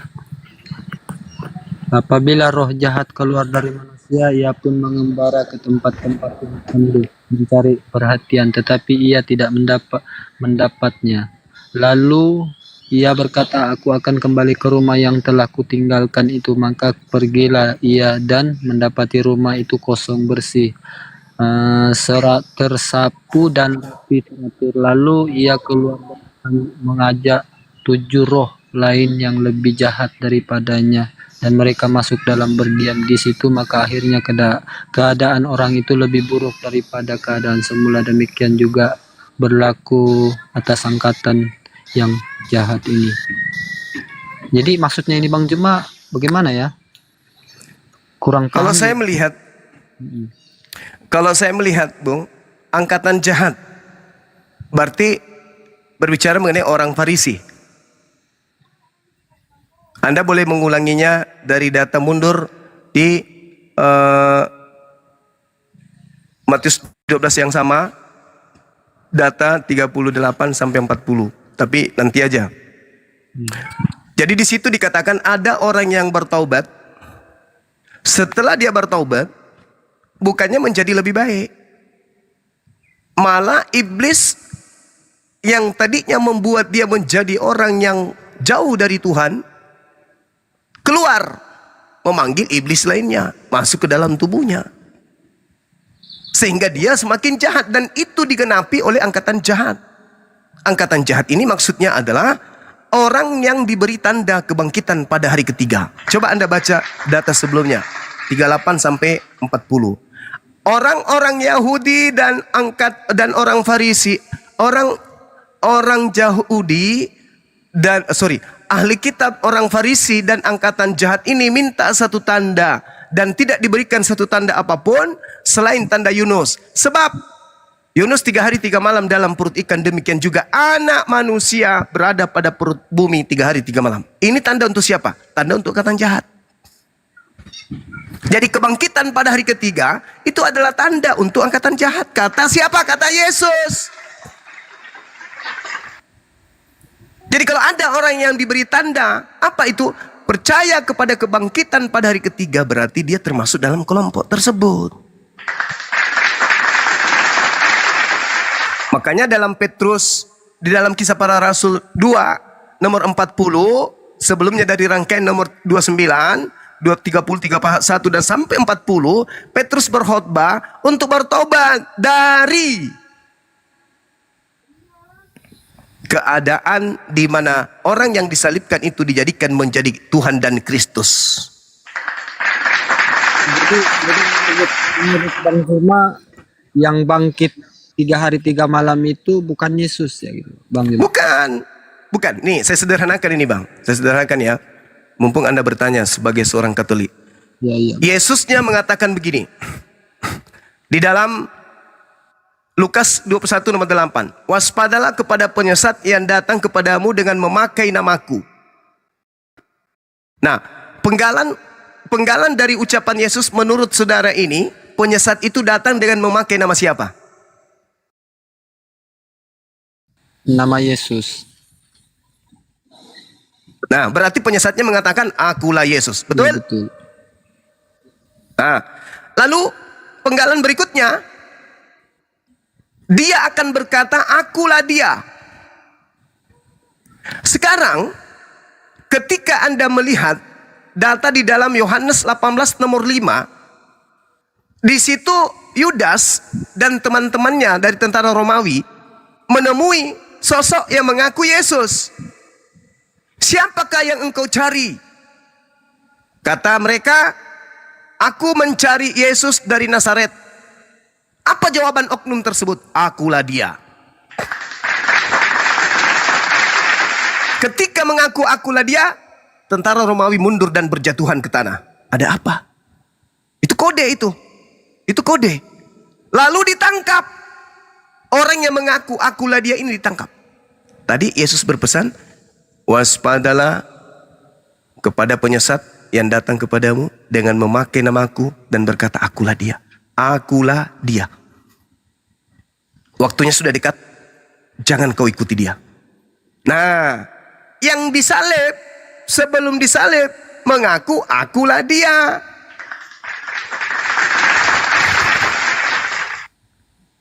Berarti penyesatnya adalah? Berarti Bang yang disalib itu bukan Yesus, Bang. Ya, itu ya mengaku akulah dia. Apa yang terjadi setelah dia mengaku akulah dia? Dia ditangkap. Selesaikah masalah? Enggak. Setelah dia ditangkap, dia disalibkan. Setelah disalibkan, selesai masalah? Enggak. Apa yang terjadi? Kata Yesus, angkatan jahat ini minta satu tanda. Tidak diberikan tanda selain tanda Yunus, yaitu bangkit pada hari ketiga. Pada hari ketiga orang yang disalib tadi ini keluar dari kubur. Apa katanya?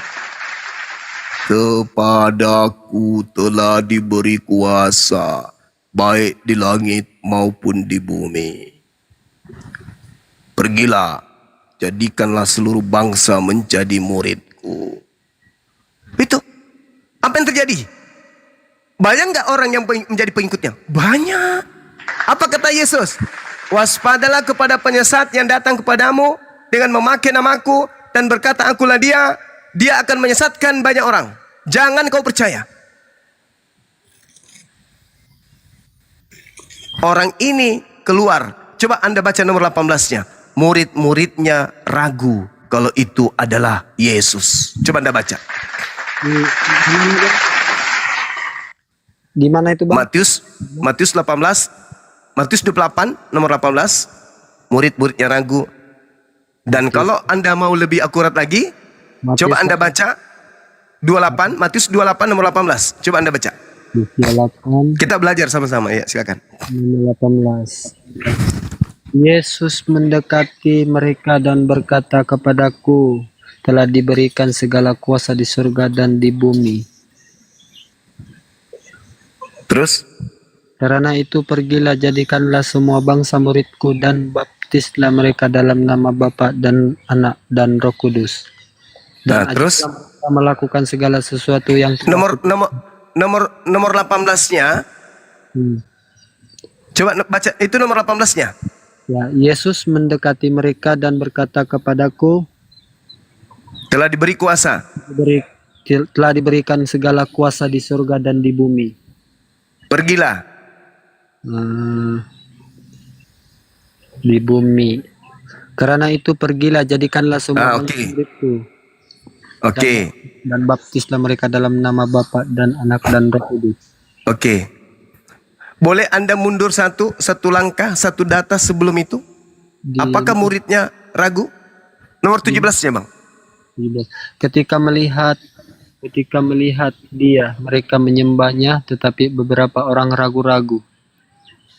Ragu? Ya, ragu kan? Ya. Nah, yang lebih akuratnya lagi di Lukas 4. Tolong Anda baca. Lukas 4. Sorry. Lukas 24, sorry. Ujung-ujung. Lukas 24. Maaf ya teman ya. Ya, Lukas hafalan saya error. Iya, Lukas 24 nomor 9 Anda mulai baca. Nomor 9.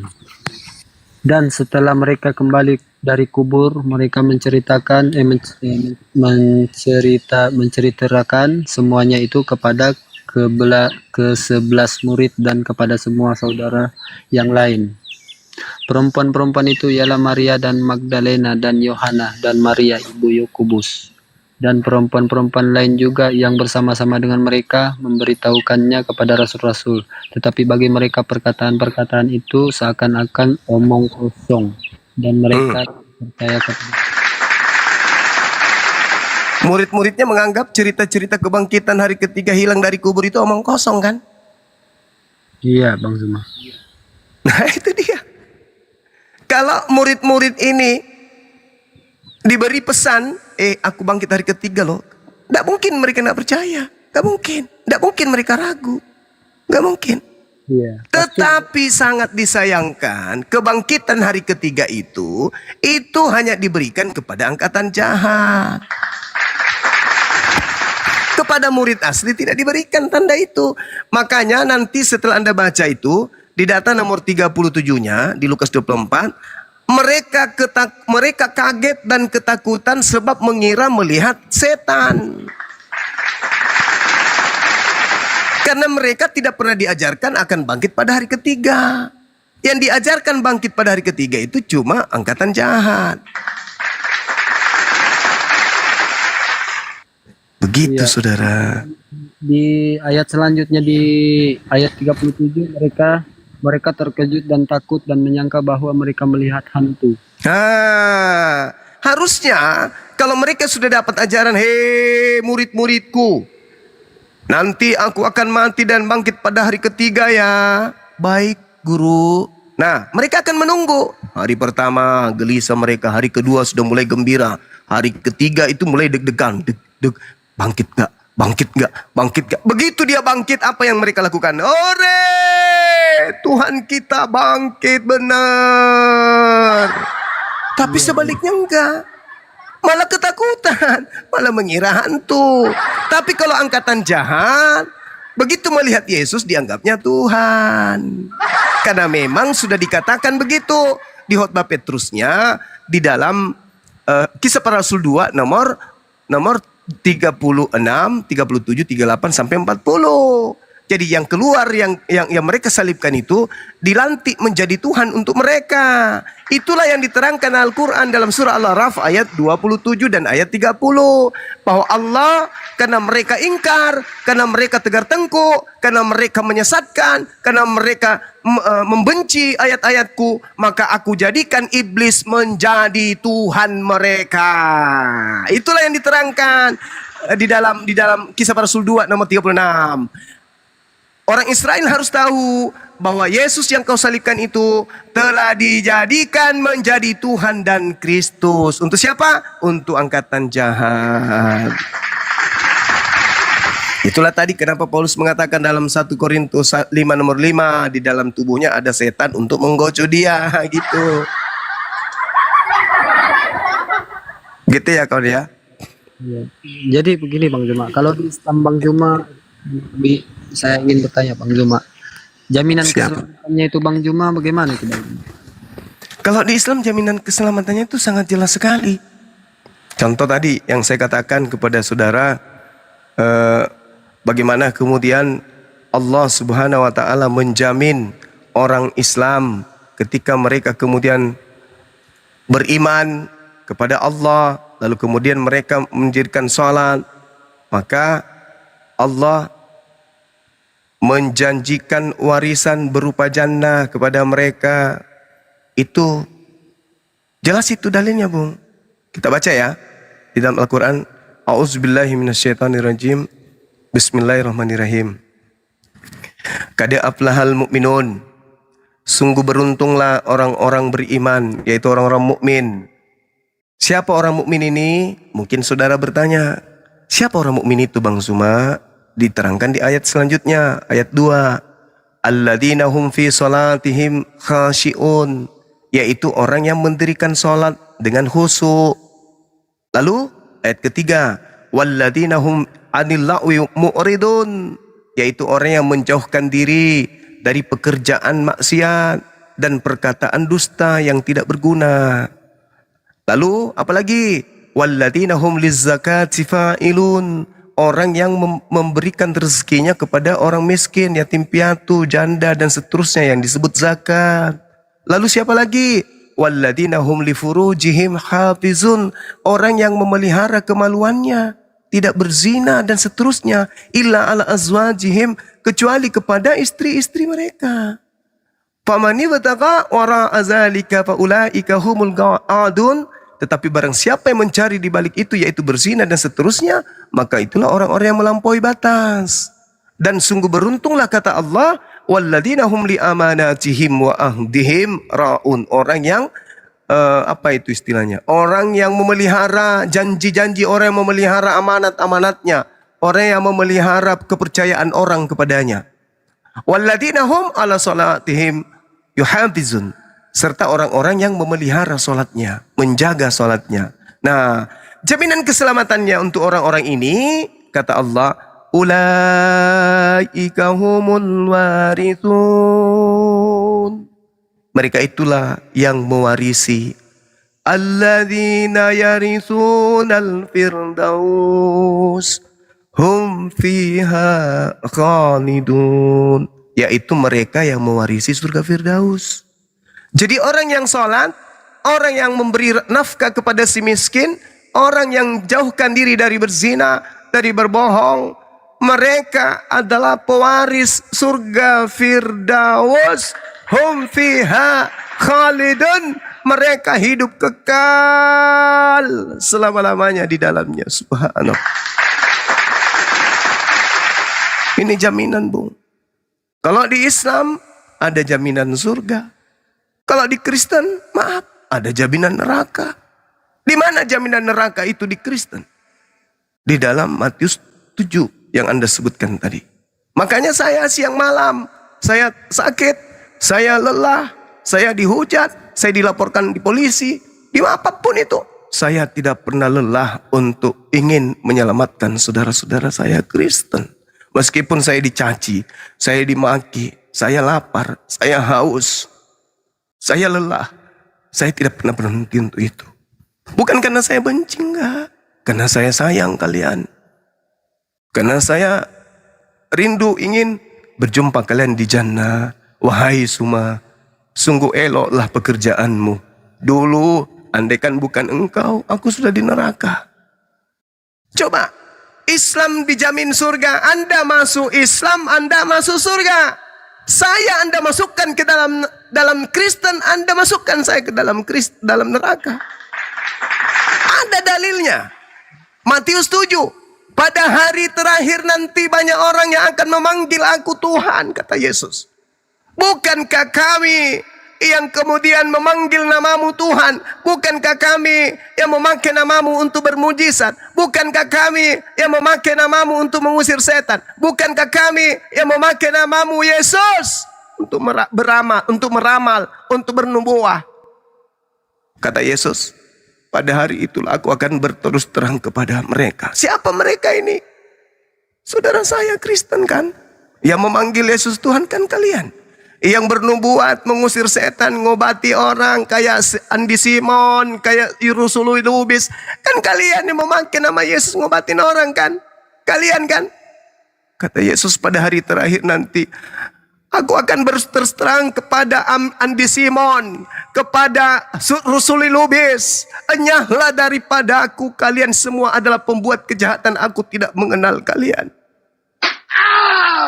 Na'udzubillah, tsumma na'udzubillah.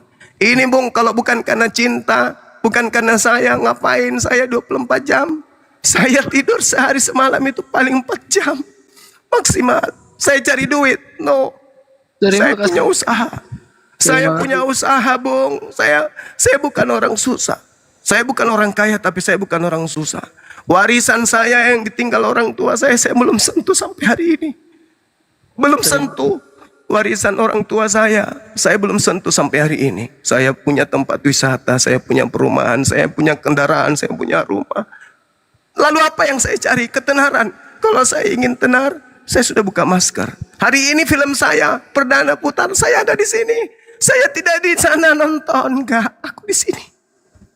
Aku di sini untuk kalian. Aku enggak nonton di saat orang memuji nama saya di bioskop. Aku enggak ke sana, aku di sini loh. Terima kasih Bang Juma. Ya sama Bung, sama. Maafkan saya terbawa emosi karena sangat indah Islam ini. Kad aflahal mu'minun. Beruntunglah orang-orang beriman. Aku bangga dengan Bang Zuma. Ya, makasih saudaraku. Barakallah. Semoga Allah memberikan berkah kepadamu ya. Masya Allah, maafkan saya. Saya membawa Anda ke suasana hati saya. Masya Allah. Bangga dengan Bang Zuma telah menyentuh hati Syukran. Syukran. Terima kasih. Hidayah itu dari Allah, Bang. Saya hanya dengan lisan yang Allah beri, yang titipkan Allah ilmu kepada saya yang fakir ini untuk menyampaikan itu. Yang pada intinya ya saya hadir karena cinta, bukan karena materi. Kalau materi gampang itu dicari.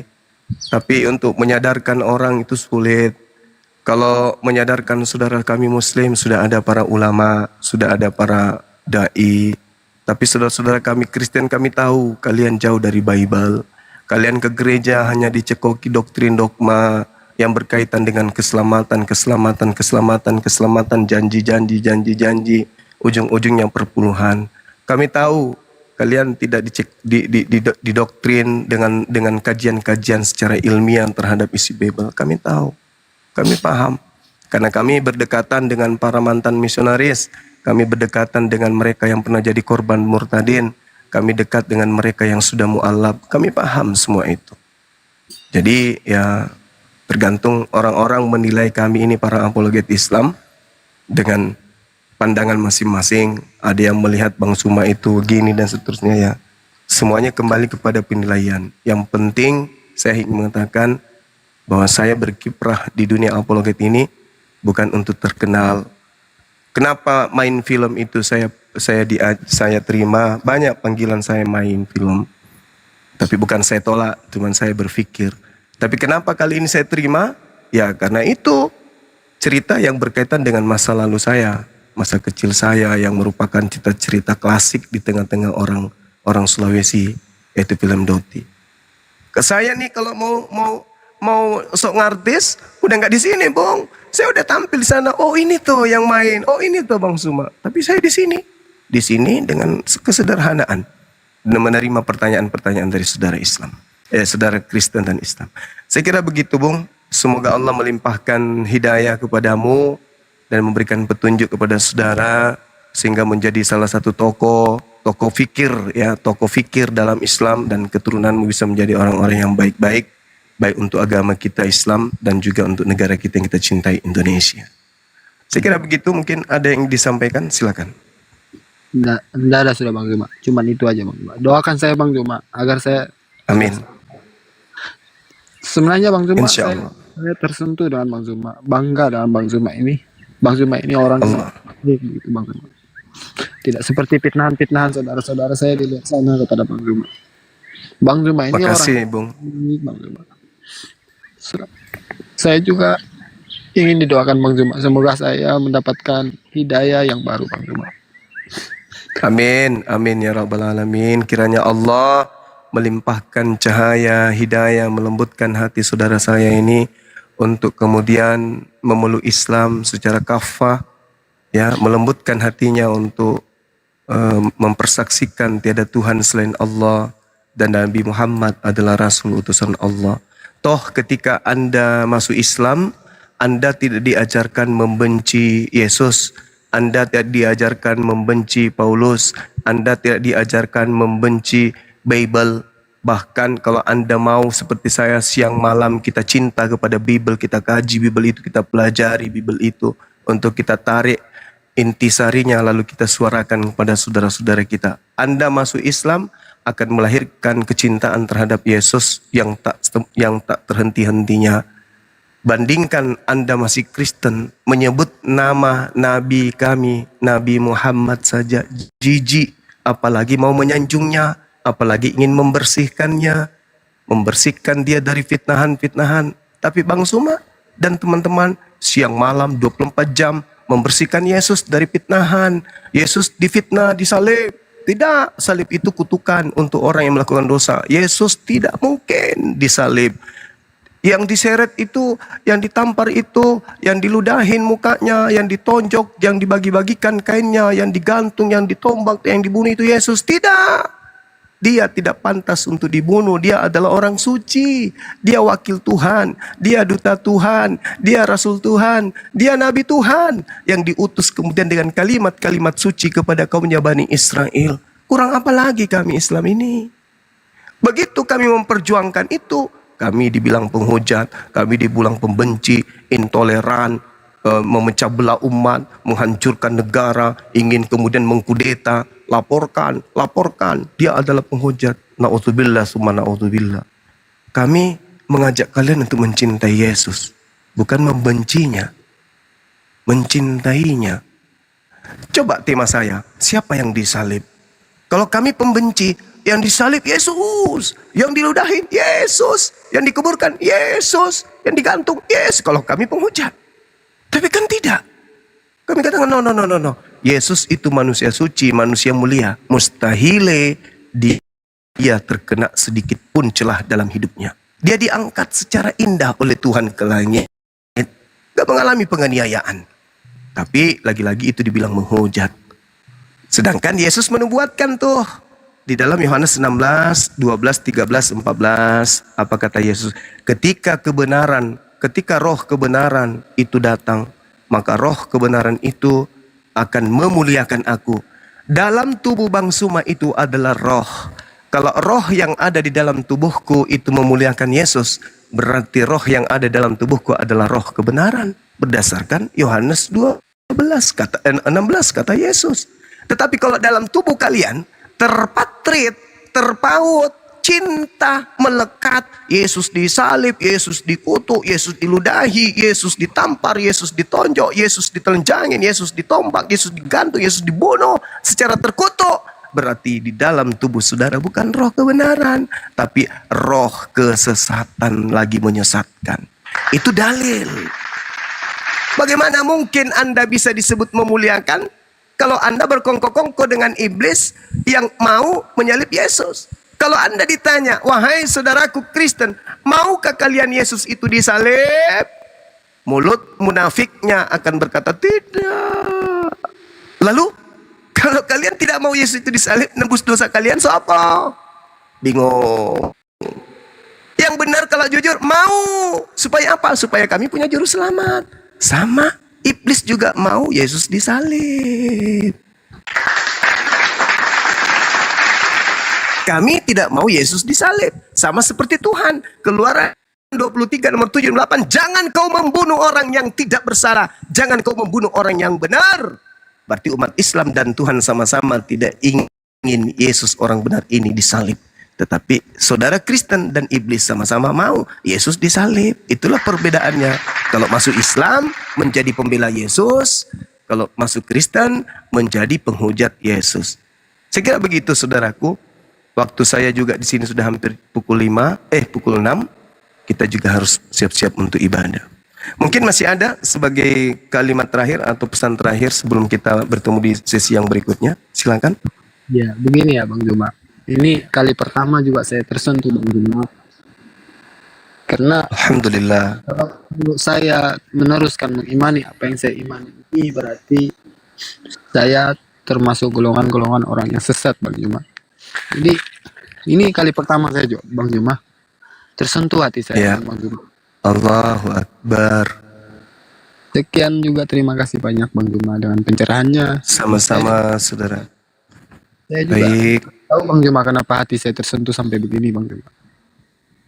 Ya, pada dasarnya Bung, tadi di awal saya katakan, kita manusia ini dikasih 2 serpihan cahaya dari Tuhan kita.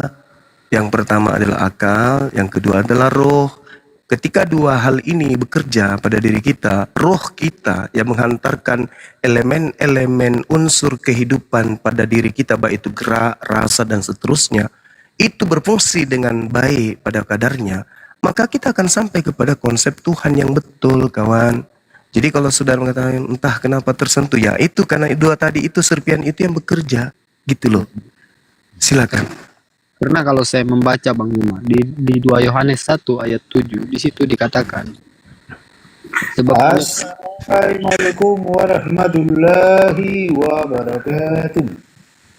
Oke Juma. Waalaikum. Ya, gimana? Bisa. saudara? Bisa kita debat.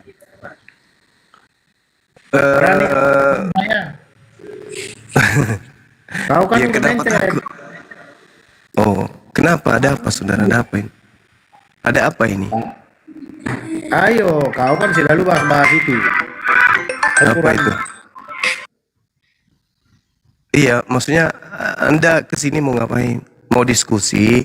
Mau saling hina? Mau menghujat? Atau gimana? Jangan kesurupan lah teman. Di sini di tempatku sudah mau maghrib, ku bilang. Dan kita hargai tamu kita, beliau dari Katolik. Baik kok di sini. Silakan Bung. Masih ada yang ingin disampaikan? ada satu ini Bang Juma saya ingin sampaikan Bang Juma. Jadi seperti yang tertulis di 2 Yohanes 1 ayat 7 ini Bang Juma. Sebab banyak telah muncul dan pergi ke seluruh dunia yang tidak mengaku bahwa Yesus Kristus telah datang sebagai manusia, dan itu adalah si penyesat dan antikristus. Jadi kalau saya mengakui Yesus tidak datang sebagai manusia dan saya mengakui sebagai Tuhan, berarti saya termasuk golongan yang penyesat Bang Juma. Iya, betul. Kenapa? Betul Bung.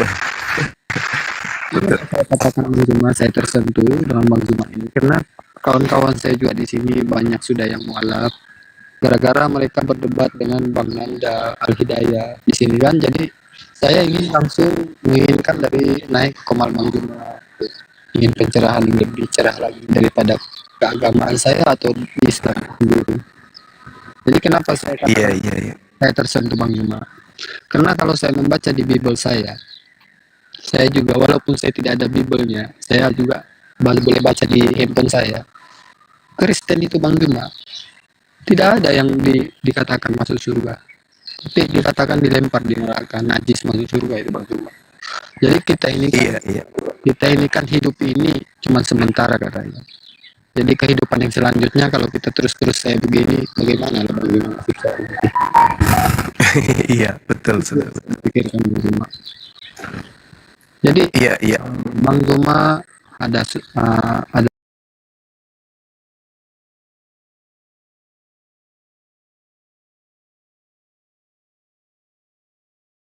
Bang Juma. Baik saudara, thank you. Belajar ya. Sama-sama ya, kiranya Allah memberikan hidayah kepada antum, kepada saudara saya ini. Terima kasih ya. Ya, doakan saya Bang Juma ya. Sehat selalu, Bang. Siap Bang. Ya. Oke, makasih.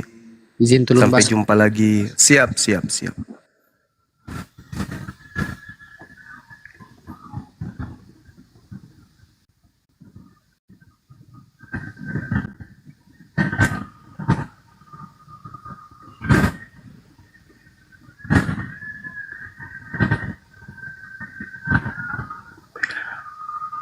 Halo, Saudara Immanuel. Halo, Saudara Immanuel. Halo.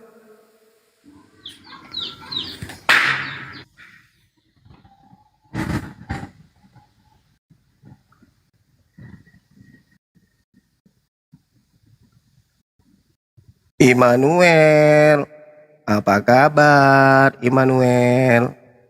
Kamu kok turun?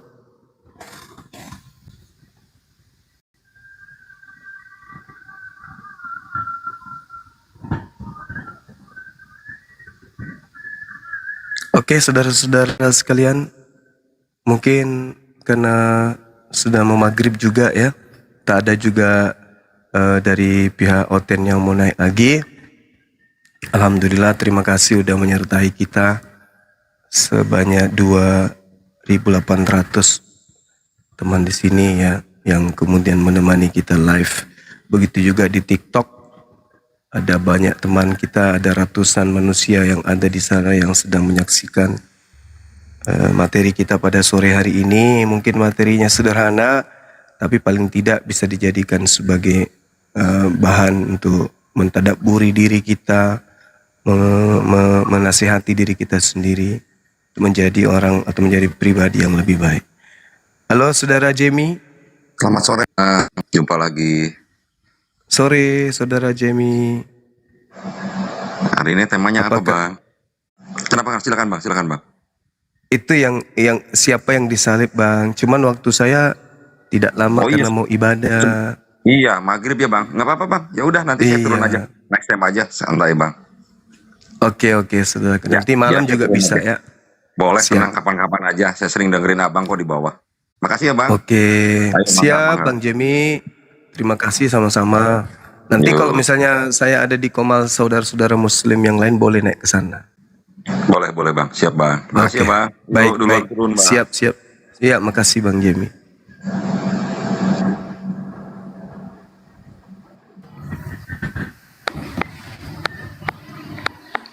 Assalamualaikum. Halo. Waalaikumsalam. Izin bergabung Bang. Iya, apa kabar? Baik. Alhamdulillah. Sorry Bang, bercanda. Capek soalnya. Bang Yusuf di mana kotanya? Kami di Lombok. Oh, Ambelai. Lombok. Orang Lombok ini. Mataram. Iya. Ya. Dek Nara Epeng. Denara Epeng. Dek Nara Epeng. Iya. Sehat Bang. Sehat, alhamdulillah, masya Allah. Cuma rada-rada flu panas sedikit, tapi nggak masalah. Masih dalam tataran sehat. Amin. Mudahan tetap diberikan kesehatan oleh Allah Subhanahu Wa Taala dalam perjuangan yang Amin. penuh tantangan. Amin ya rabbal alamin. Oke. Bang Baik. Rumah, Ya. terima kasih sudah dikasih naik ini Bang. Iya. Sama-sama Bang. Ini karena kita mau maghrib di sini. Di Lombok juga sudah mau maghrib ya? Masih sekitar 20-an menit lah. Oh siap. Kalau gitu kita tutup dulu ya Bang ya. Di sini mau maghrib dan saya mau mengumumkan sedikit pada teman-teman saya yang mau nonton film Doti yang ada di Makassar, Goa Maros. Kemungkinan besok saya bisa nonton agak sore setelah antar kendaraan ke bengkel. Karena sudah masa waktu untuk diservis servis berkala. Nah dari sana mungkin janji besok untuk ke bengkel jam 2, mungkin 1 jam. Berarti saya di Mall Panakukang itu kisaran jam 3 atau jam 4 untuk nonton film Doti. Jadi teman-teman yang ingin nonton bareng dengan Bang Suma yang ada di Kota Makassar, Goa dan Maros, silakan ke MP di Mall Panakukang.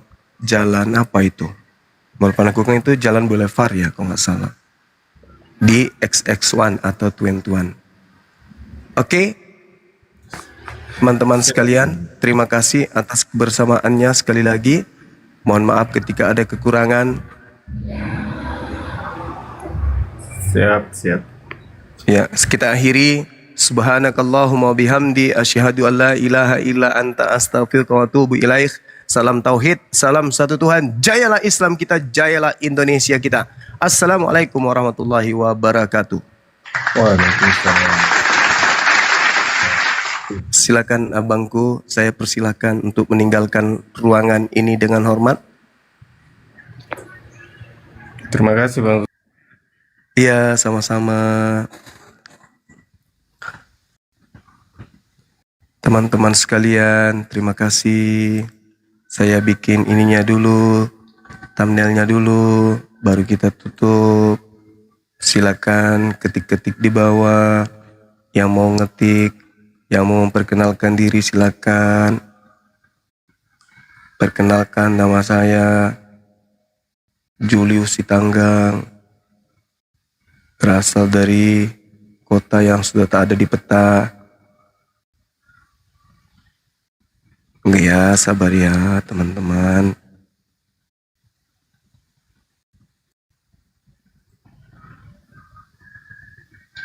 Sabar ya. Yang mau ada aktivitas silakan.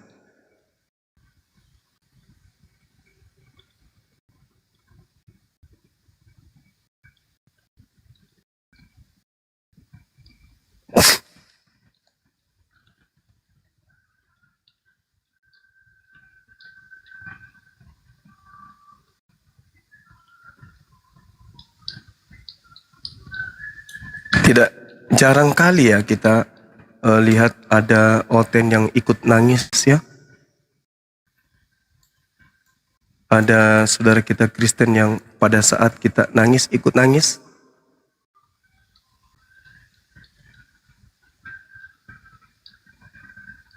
Ya kan ya? Saya ini kan karena saya kan belum makan tuh. Takutnya tadi itu saya menangis bukan karena ikhlas tapi karena lapar. Baru terasa perihnya loh. Oh ternyata kenapa mudah air mata ini tumpah. Ternyata memang belum makan dari tadi teman-teman. Alamak. Kupikir sudah mencapai status ini orang beriman. Menangis karena memuji Allah. Ternyata karena lapar saudara-saudara. Bukan karena ini. Tapi karena melopok. Orang Bugis bilang melopok. Karena melopot, makanya tadi dia nangis. Bukan karena dia ini tersentuh batinnya.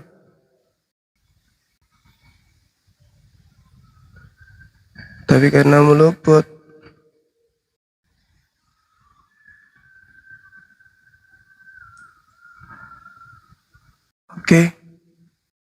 Oke, saya rasa cukup teman-teman sekalian. Dikira hilang cincinnya. Iya. Allahu Akbar. Oh janganlah kalau cincinnya hilang itu janganlah. Jangan sampai. Oke teman-teman sekalian, istirahat dulu ya kita ya. Sekali lagi terima kasih atas kebersamaannya. Insya Allah kita jumpa lagi habis Isya. Kalau tidak ada kegiatan, insya Allah habis Isya secepatnya saya gabung. Tapi kalau ada kegiatan mungkin di atas jam 10 insya Allah. Saya sekali lagi terima kasih. Wabillahi taufiq wal hidayah. Assalamualaikum warahmatullahi wabarakatuh. Salam tauhid, salam satu Tuhan. Jayalah Islamku, jayalah Indonesiaku. Assalamualaikum warahmatullahi wabarakatuh.